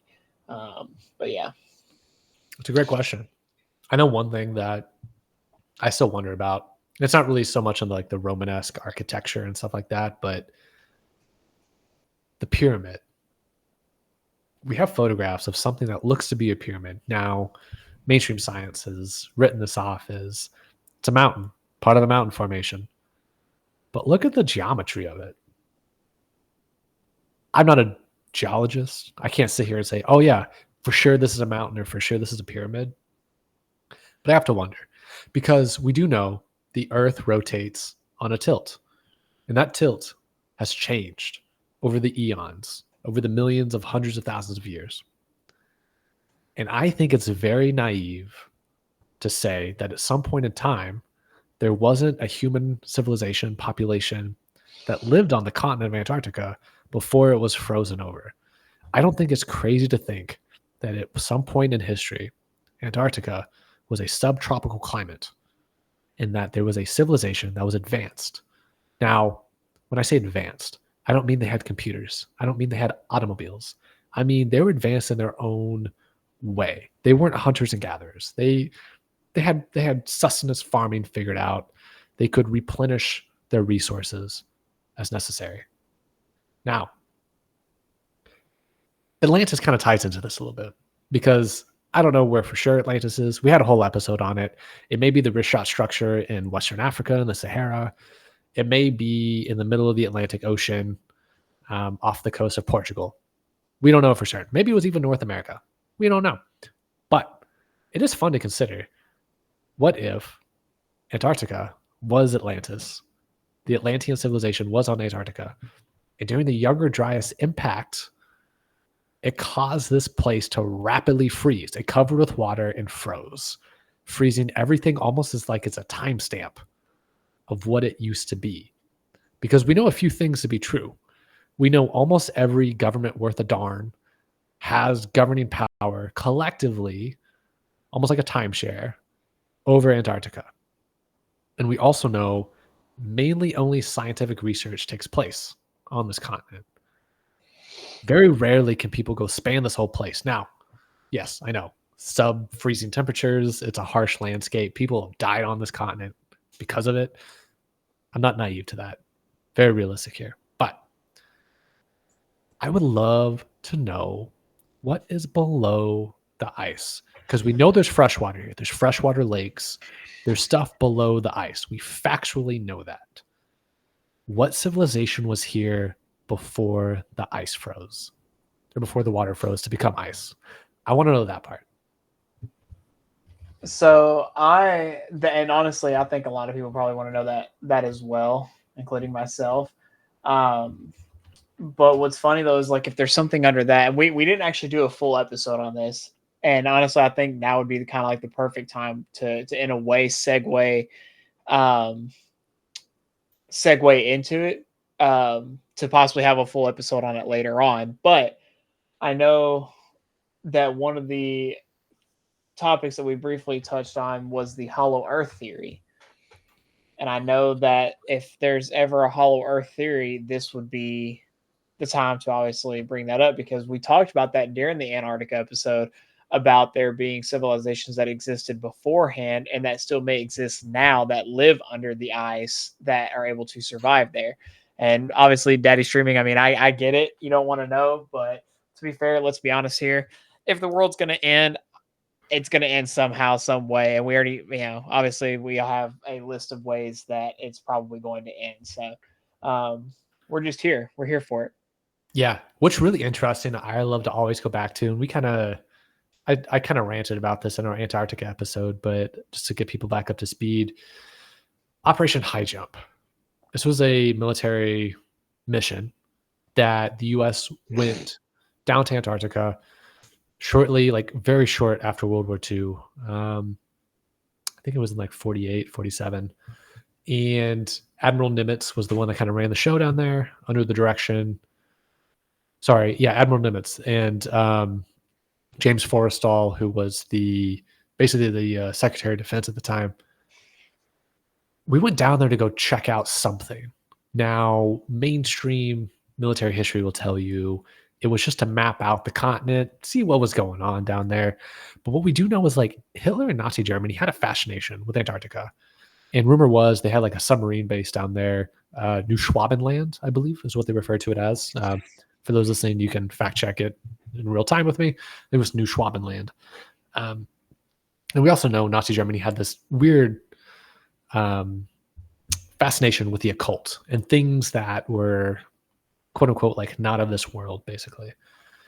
So there's this whole theory, and I'm going to SparkNotes version here. The idea was in the US, we had Roswell. We had a scenario where a ship crashed.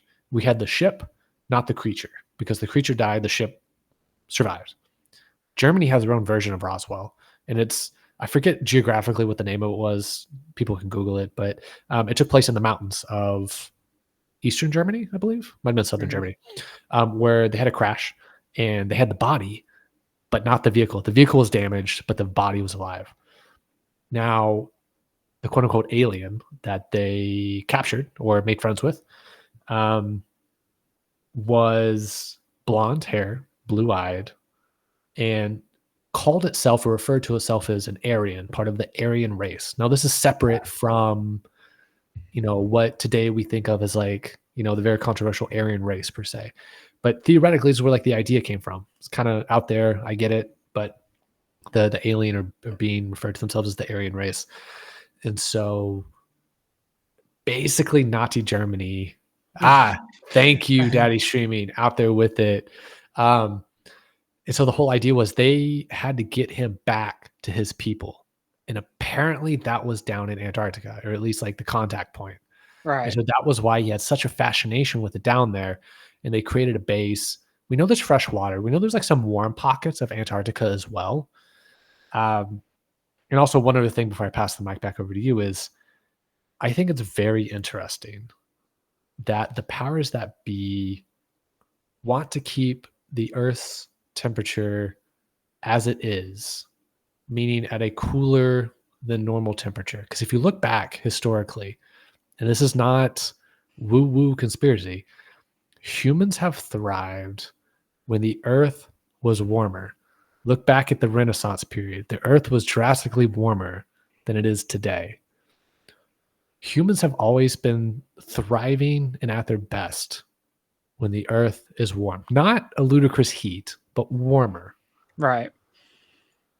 So, as the Earth warms, ice caps melt. What are they hiding? That's all I want to know. I'll leave it at that, Riley. I'll pass it back over to you. I've said enough crazy stuff for now. I mean, no, you're good. I mean, let's be honest here. I still think that obviously when you only have a select few groups of people from different countries, because Antarctica is one of those areas that only government officials, scientists from each country that are high ranking are allowed to access that area. We know that we've read stuff up on it. We know that for a fact. Obviously, it's not a matter of like, oh, we can't handle the temperatures down there. Like, no, that's ridiculous. Like, people have gone down there and just done stuff before. Like, we can handle the temperatures. That's not a huge deal. But I'm with the fact that it could just be one of those things too, where Antarctica is one of those few places where they could actually develop whatever it is they're possibly working on or developing to have a safe area to test certain things at, because like if you remember, like, many years ago, like when the atomic bomb was developed, when all this stuff was developed, they would test it on uninhabitable islands. And I'm not saying Antarctica is uninhabitable, because you probably have certain animals and life down there to an extent.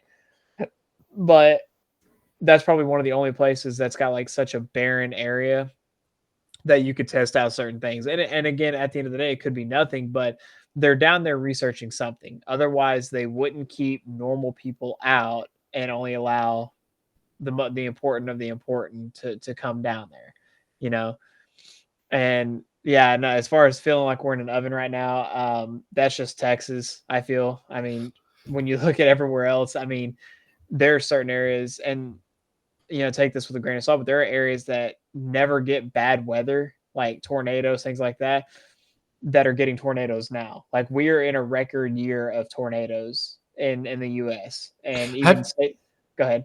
Oh, have you ever thought like tornadoes is a very like American concept? Like, yeah, I know there's like monsoons, hurricanes, things like that, like India, China, Japan, etc. Mm-hmm. But tornadoes, it's a very American idea, because you have to have like the right set of circumstances. You have to have, like, first of all, kind of like an island-esque continent, which we have. We have the East Coast and West Coast. And so you have the heating and cooling currents hit each other, because that's what you have to have a tornado. Is you have to have a cold front and a warm front hitting each other. Right. But if you're in like England, you're not getting tornadoes.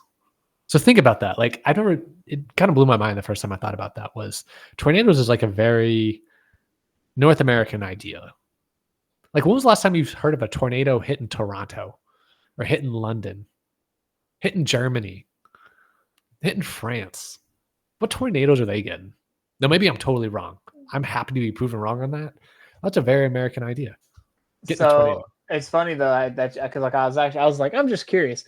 So far in 2024 to date, till July 11th, Europe has had 357 confirmed tornadoes. Dang, am I wrong on this one? All right. Well, I mean, compared to the US, we've had over 1,000. Okay. Like, we've had over, so like when you compare the two, yeah, we're definitely, we're in an area, like a specific area. But the thing is they probably don't refer to them as tornadoes. They probably do refer to them as like cyclones or whatever the case may be. Like, it might just be because obviously they have different terms for everything. But I'm actually curious now. Let me. Yeah, I'm looking up, like, does London have tornadoes? I'm looking up right now. Does Australia? Okay, hang on a minute here. I'm Googling this in real time. So I need to fact check my own self in reading this, but I'll read it in real time to y'all. I just Googled, does London have tornadoes? Apparently, yes. London has experienced tornadoes in the past. However, they had tornado events in the year 1091, 1954, and 2006. Okay, look, if we're going back to 1091 to record tornadoes, like if we're in Texas, we're like, oh yeah, we had a tornado this year. Yeah, we had like 100 tornadoes last year.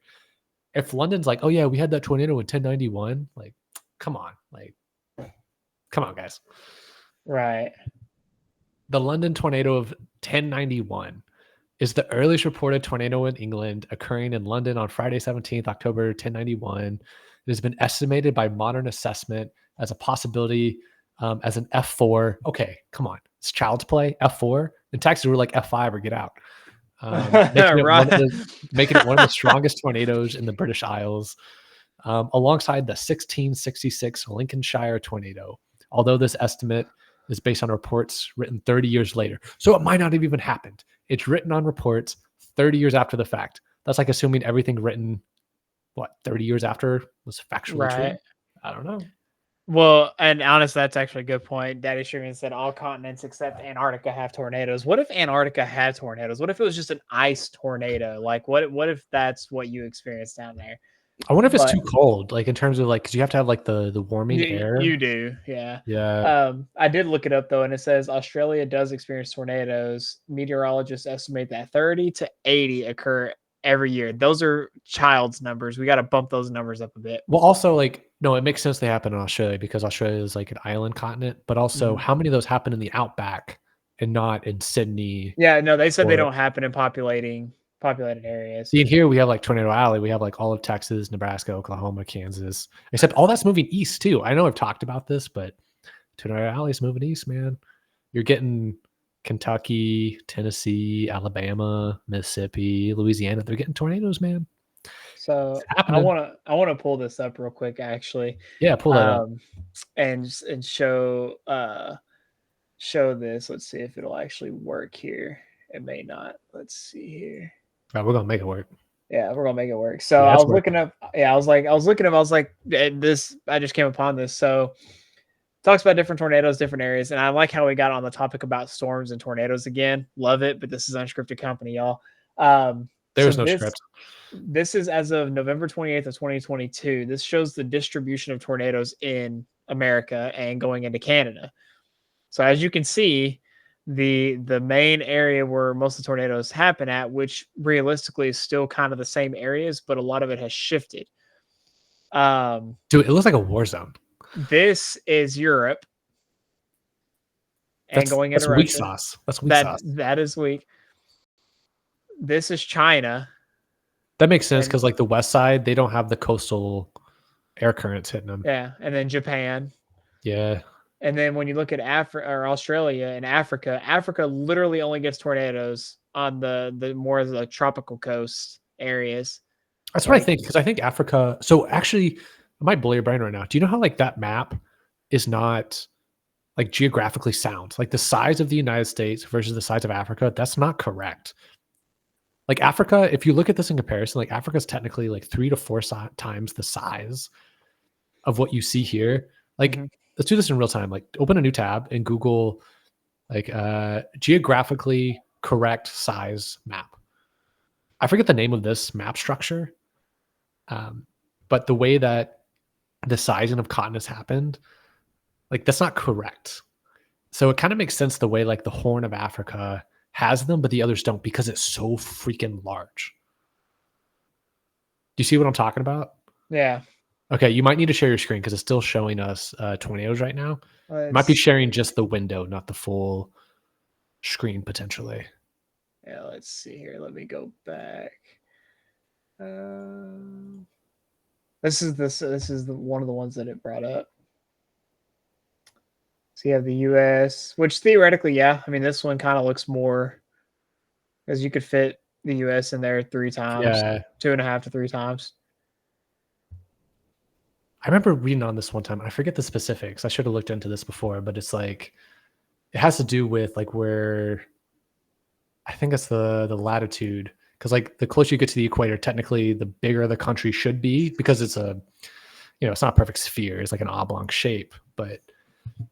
And of course, those that wrote the map had, you know, a European centric mindset at the time. So they didn't want to like, you know, make Africa the king it, I guess, theoretically should have been. But Africa's like a huge continent when you look at it. It makes the US look very tiny. It makes Asia look pretty small. Yeah. Oh, wow. That I didn't even know that. So just last week, Chicago had 19 confirmed tornadoes in one night. That's a lot. Chicago doesn't, I mean, yeah, it's called the Windy City, but all right, now calm down. Hey, you know, the other nickname for Chicago is Chirac. Yeah. But no, like that's insane. I mean, yeah. But yeah, I mean, as far as weather goes, I mean, and Daddy Streaming said Antarctica has had a hurricane. And now that's news to me because I didn't know Australia or Antarctica could get hurricanes. So I'm I actually, never thought to look into that to see if Australia I has, or never did sorry, either. Antarctica, if they have hurricanes or not. It makes you wonder, like, are there parts of it too where, well, I guess it's salt water, so salt water has like a higher or a lower freezing point, I believe, than fresh water Yeah. does. So I just picture, like, when you get in like Denver, Colorado, or like up north, maybe in like Minnesota, Montana, when they have like heavy cold fronts that come through, Mhm. and it's where they can just like pour a cup of water outside and it'll freeze before it actually leaves the cup. Right. Yeah. I'm picturing, like, what if a hurricane did that in Antarctica? But I'm remembering it would be salt water that would be hitting it. So if it has like a lower freezing point, probably not going to happen. But Right. I don't You know. never Maybe know. there's like it's a fun like disaster movie in the making, ready to happen there. Right. Well, as we continue on, again, we'll put it up there for those of you who might have tuned in as of recent. But we are sporting our Unscripted Company merch. So for those of you who have tuned in the most recently, and who may have tuned back out, this code will be good for about 24 to 48 hours. But again, even if you're not able to support this way, just likes, follows, subscribes. We have Spotify and Rumble. So just participate in our content. Like we appreciate the support so far, and we enjoy doing what we do and enjoy bringing some good content to our compatriots. One thing I do want to mention, and I think this is hilarious to see in real time because I've always heard this, I've seen it through other creators. Um, it's like the YouTube algorithm. So I think you and I have seen this firsthand, and just to share it with those listening out there. So we upload mainly to 3 platforms. We upload to Rumble, Spotify, and of course YouTube. Because if you think about it in the grand scheme of internet real estate, YouTube is the granddaddy of them all. Like, YouTube is second to only the Google search in terms of website traffic globally. Just when people go to look for something, YouTube's number 2 as a website, just behind Google, which they're the same Right. company technically.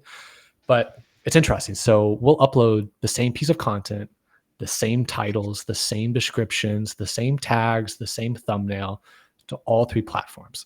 And I think for us being only 25 episodes in, shout out to the 25 episode live stream, we performed pretty well on Rumble and Spotify. Like, shout out to everyone listening, all the followers, subscribers, etc. Appreciate y'all. But on YouTube, it's so interesting. I don't think the algorithm likes us No. because we like to talk about some wild topics, whether it be conspiratorial, maybe the Biden administration, politics, things that go against the status quo of we're not showing video game content. We're not talking about how to best clean your kitchen, things like that.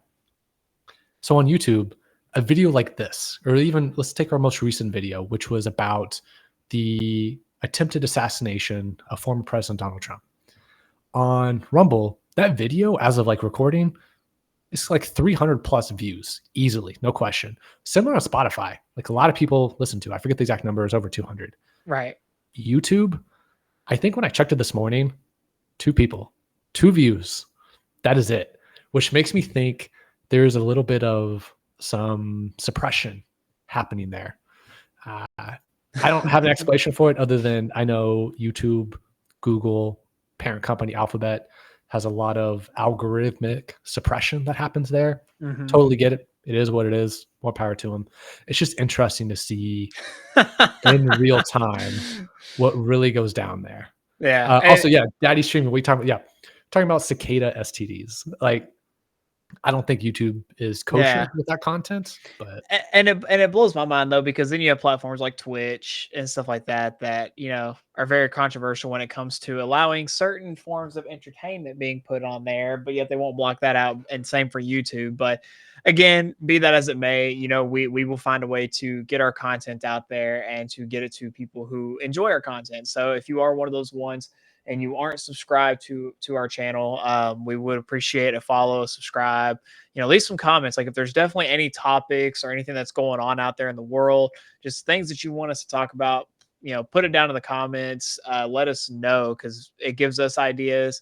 And you never know, we may feature that idea and then give a shout out to the person who gave us that idea, so definitely appreciate all the support from everyone. And yeah, I mean, I've got a few other topics here. I mean, some are kind of definitely less interesting than well, Antarctica and civilizations that just don't exist anymore, but probably still have ancestral, attachments to today's society. But I guess one of the topics, so for those of you who keep up with any, planetary science-based stuff, for the better half of probably a decade, our scientists and astrologists and everyone in between have been trying to find a way to get to Mars essentially in an efficient way. But one of the biggest topics that we've seen as of late, though, is apparently and this was based on the beginning of July. Keep in mind, I've had this topic for a minute because I find stuff like this interesting. But apparently, scientists discover a type of moss that can grow on Mars. It's usually found in remote and harsh environments on Earth, such as Antarctica. So keep in mind, for those of you who heard us talk about the alien stuff, and all of a sudden now there's a moss that can grow on Mars. And also, Daddy Streaming, as far as watching on YouTube, we don't care where you watch at. As much as we like YouTube at this point in time, I mean, Spotify and Rumble are our two main, go-getters. Like, that's where we see the most traction at. So wherever you feel comfortable watching at, that's up to you. If you want to just watch a little bit of it on there just to give the view, just to give the algorithm, and then you can watch the full thing on Rumble, whatever y'all feel comfortable with. Again, we still post it on there in hopes that YouTube may see the light side, come to the light side of things, but we never know. This part's very interesting. It says researchers in China said that the desert moss not only survived but rapidly recovered from almost complete loss of water. Yeah, that's what kind of blows my mind about this, is that, keep in mind, we don't know anything about, as far as like what they've, and except for what they've said, we don't know anything about it. So it's like, to me, they've come out with other articles in the recent couple of years talking about how, they've discovered water on Mars, they discovered this on Mars. It could still be argued that at one point in time there was civilizations on Mars. They just destroyed their own planet and somehow came here, and then we had to restart, or whatever the case may be. But again, that's just one of those theories that I've heard numerous times. But again, we don't know. It is interesting. There are like images out there. I don't know how much I buy them because I haven't taken too much time to like legitimately like look into them. I'm going to screen share here so I can get some visuals of weird anomalies, like photos that come off of either rovers, satellite imagery, things like that. I'll be honest with you, looking in real time, it's going to be difficult to determine what's real versus what's fake in terms of the images here. But like there was images of like what appear to be gateways, doorways, entrances to things. Now, of course, rock structures can be very odd, anomalous, things like that. So nature does have a way of making things look a different way than they should. But there's definitely a lot of weird things that pop up on the images and rovers that make you wonder, like, okay, what the heck really is going on there? I noticed on this one, 59 weird objects of Mars. I wonder if this gives us any kind of, CNET. Everybody trusts CNET, right? And technology. This face. This face has always been one that's like surfaced up. I don't know how much I believe it, but let's see here what we got. Not noodles. It's like a thing, whatever that is. Some weird rock structures, spikes popping up. The doorway, of course. There's another image of the doorway very far away over there. And it could be the same thing too, as kind of the theories we were talking about, where maybe the civilization existed on the surface, but now the civilizations are underground. We just don't see them. Have you ever met the moon people? The people that live underground at the moon? Bro, let's talk about the moon for a second. Okay, have you ever seen the movie Apollo 8? Was it Apollo 18 or Apollo 19 or whatever? Wait, are you talking about the one that had Tom Hanks in it, or the one that was the horror movie that was fake? The horror movie that was fake. Yeah, I think that was what, Apollo 13 or 14? Was it Apollo 13? It was the Apollo mission number that never really exists. I think it was Apollo 13. Yeah. 13, 14. It was one of them. But could you imagine if that was real? I love that movie, not I think, because I don't think it was a good movie, but I love the idea that there is a Apollo mission that occurred that we're never gonna know about because it went south. yeah. And to me, it's like, I'll be honest, like I need to actually look up to see if that movie's on any streaming service because I need to I want to watch it again, but because that movie was just so interesting because it's like it begs the question that there could be other like bacteria, other things. Like if we did go to Mars, if we actually sent people to Mars and they came back, what are the chances that they are coming back without contaminating anything, like that? And that begs the question. So to me, it's just stuff like that is just interesting. Yeah, no, that's the whole question is because I think it's naive to say like no life exists off of Earth. I think microbial, microscopic life probably exists out there in terms of like ones and zeros and cellular structure.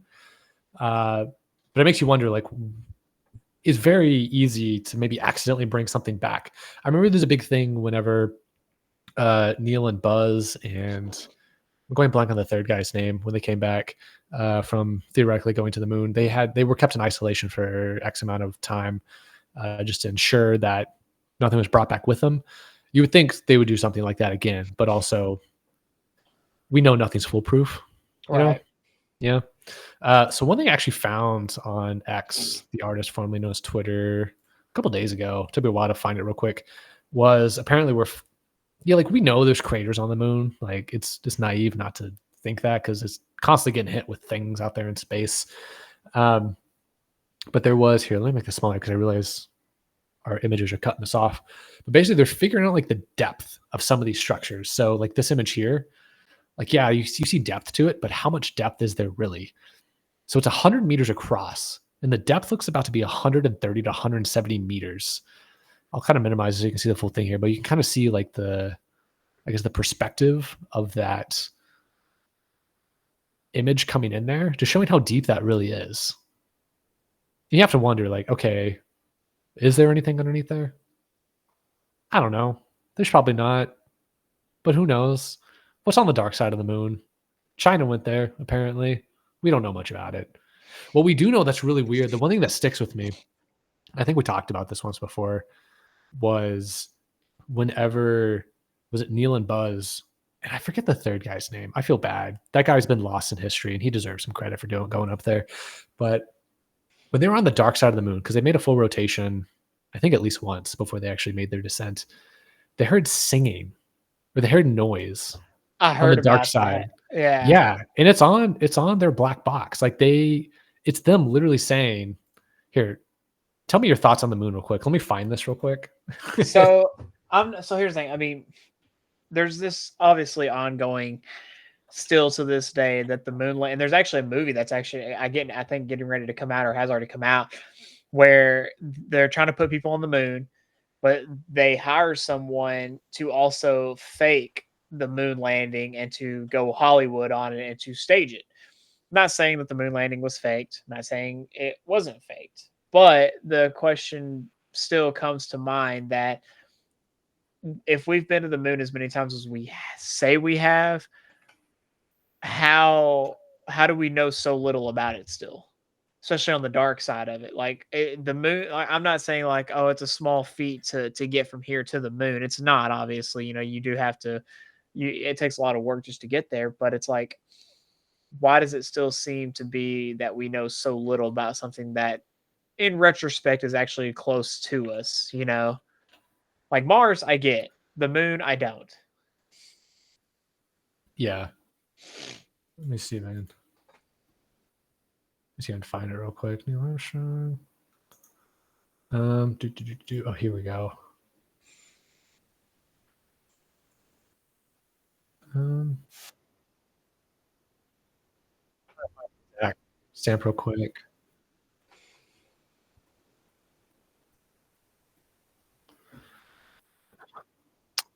Man, I'm trying to see. Everyone's got like their take on it. I just want to hear the actual audio.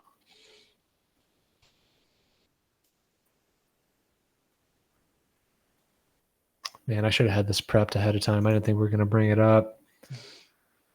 Let's see here. Yeah, okay, here's the transcript.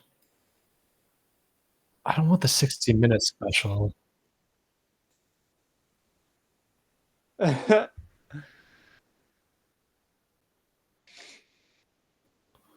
Oh, man. Okay, hang on, let me just show you what I'm looking at here, because I it think should show Florida the is audio. definitely a good I bet. know, it's so hard, but, like, okay, just to prove I'm not, like, absolutely crazy here, so this is, like, CNN. This is, like, mainstream news.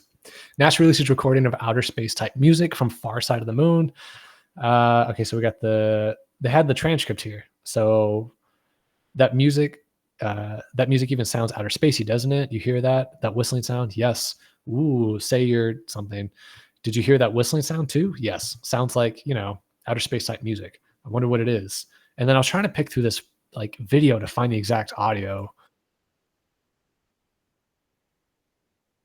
Let's say we can't even hear it anyways. Or I can't. Are you able to hear the audio when I play that? No, I can't. Ah, okay. Well, anyways, it's basically just like a weird eerie sound. Um, but the Go. astronauts heard it. Yeah, I was gonna say if you're watching this, do yourselves a favor and go check it out. Go do some research on it because I remember that. I remember the day that they. I don't think I remember the exact day that they obviously came back and announced all that, but I remember seeing some articles about that at some point.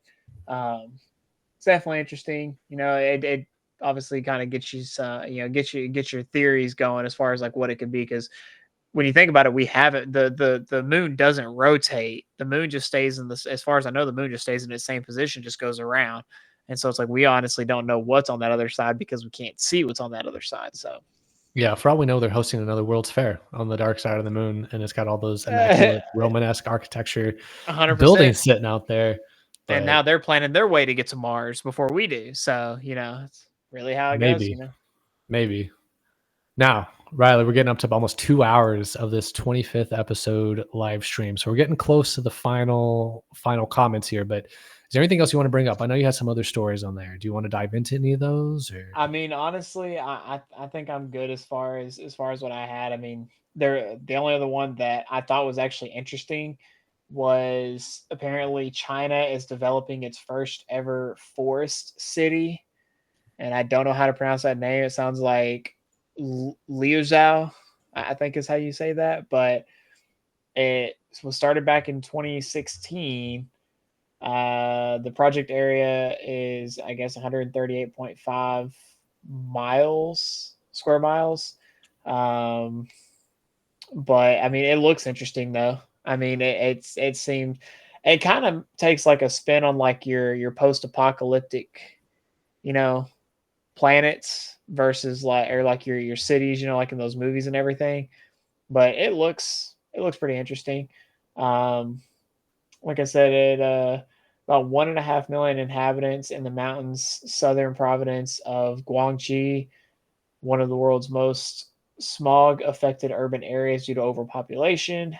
So obviously they're trying to do this to bring back some of the healthier, greener ozone stuff. But I thought it was interesting.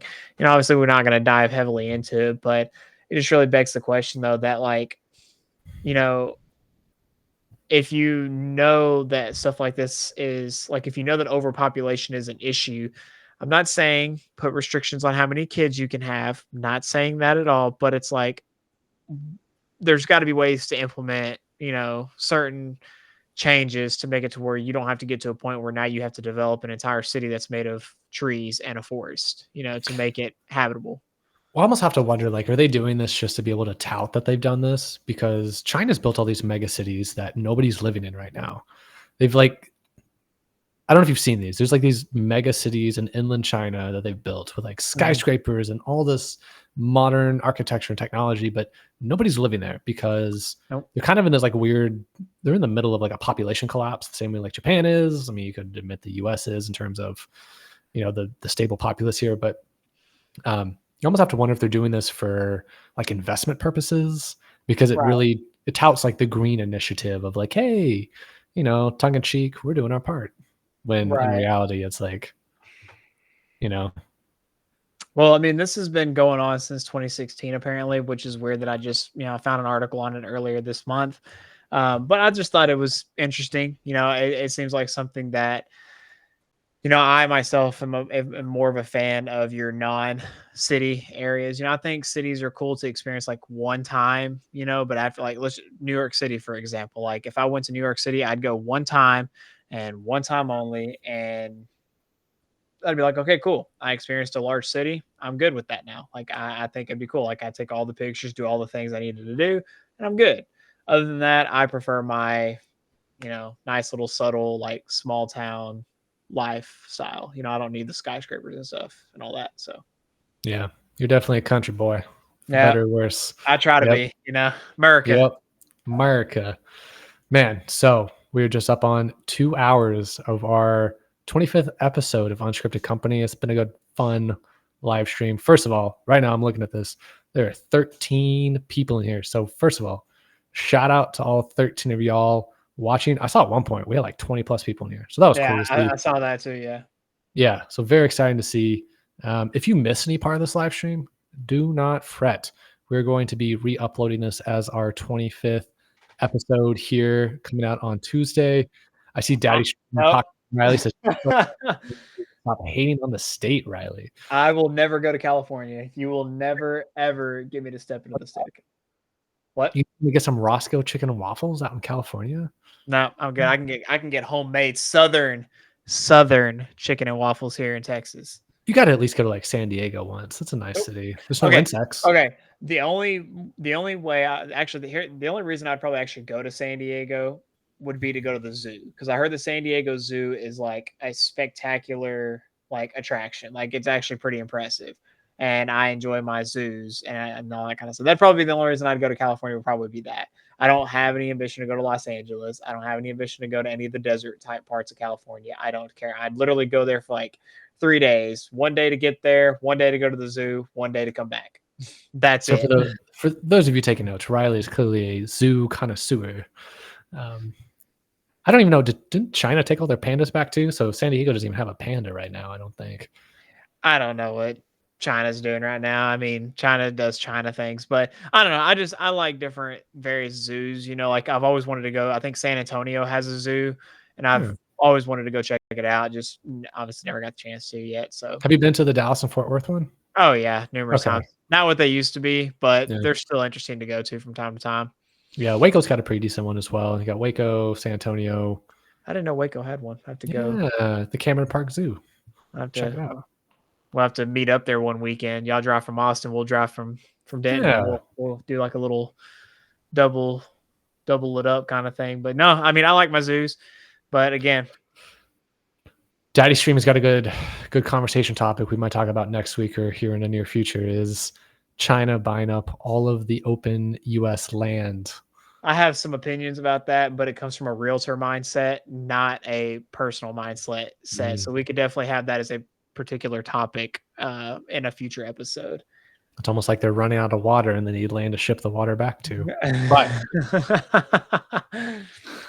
cool. As always, first of all, for those of you still listening, thank you for watching. Thank you for listening. If you haven't yet, give us a follow, give us a subscribe, leave a comment if you haven't yet. First of all, thanks for everybody in the live stream chat, but leave a comment down below. What was your favorite part? What was your least favorite part? Any topics that we haven't talked about yet that you think we should bring up, similar to China buying up all of the open U.S. land available. And as with tradition, Riley, I'm going to leave you with the last words of wisdom to leave this beautiful audience with. No pressure. Take it away. Well, first off, I'll say appreciate it, Daddy Streaming. I appreciate the compliments on the episode. This election is definitely shaking up for 2024. Let's be honest here. They were literally tugging on everyone's emotions for an entire week and a half. So prepare yourselves. Ancient civilizations did exist as far as the structures that we have now and had previously. So keep in mind, the architecture of that kind of stuff doesn't exist anymore. So appreciate it while you can, because in another 15, 20 years, a lot of that probably won't even be here anymore. So appreciate it while you can. The moon, the dark side of the moon probably has something there. We just don't know. We can't find it.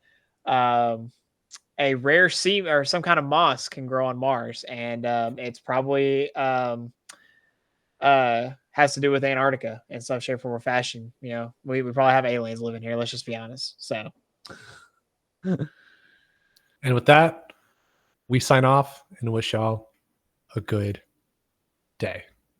We will see y'all on the flip side as I figure out how best to turn this off. well, while he does that, also don't forget about our hoodies and don't forget about our merch, guys. We appreciate the support. We'll see y'all in the next one.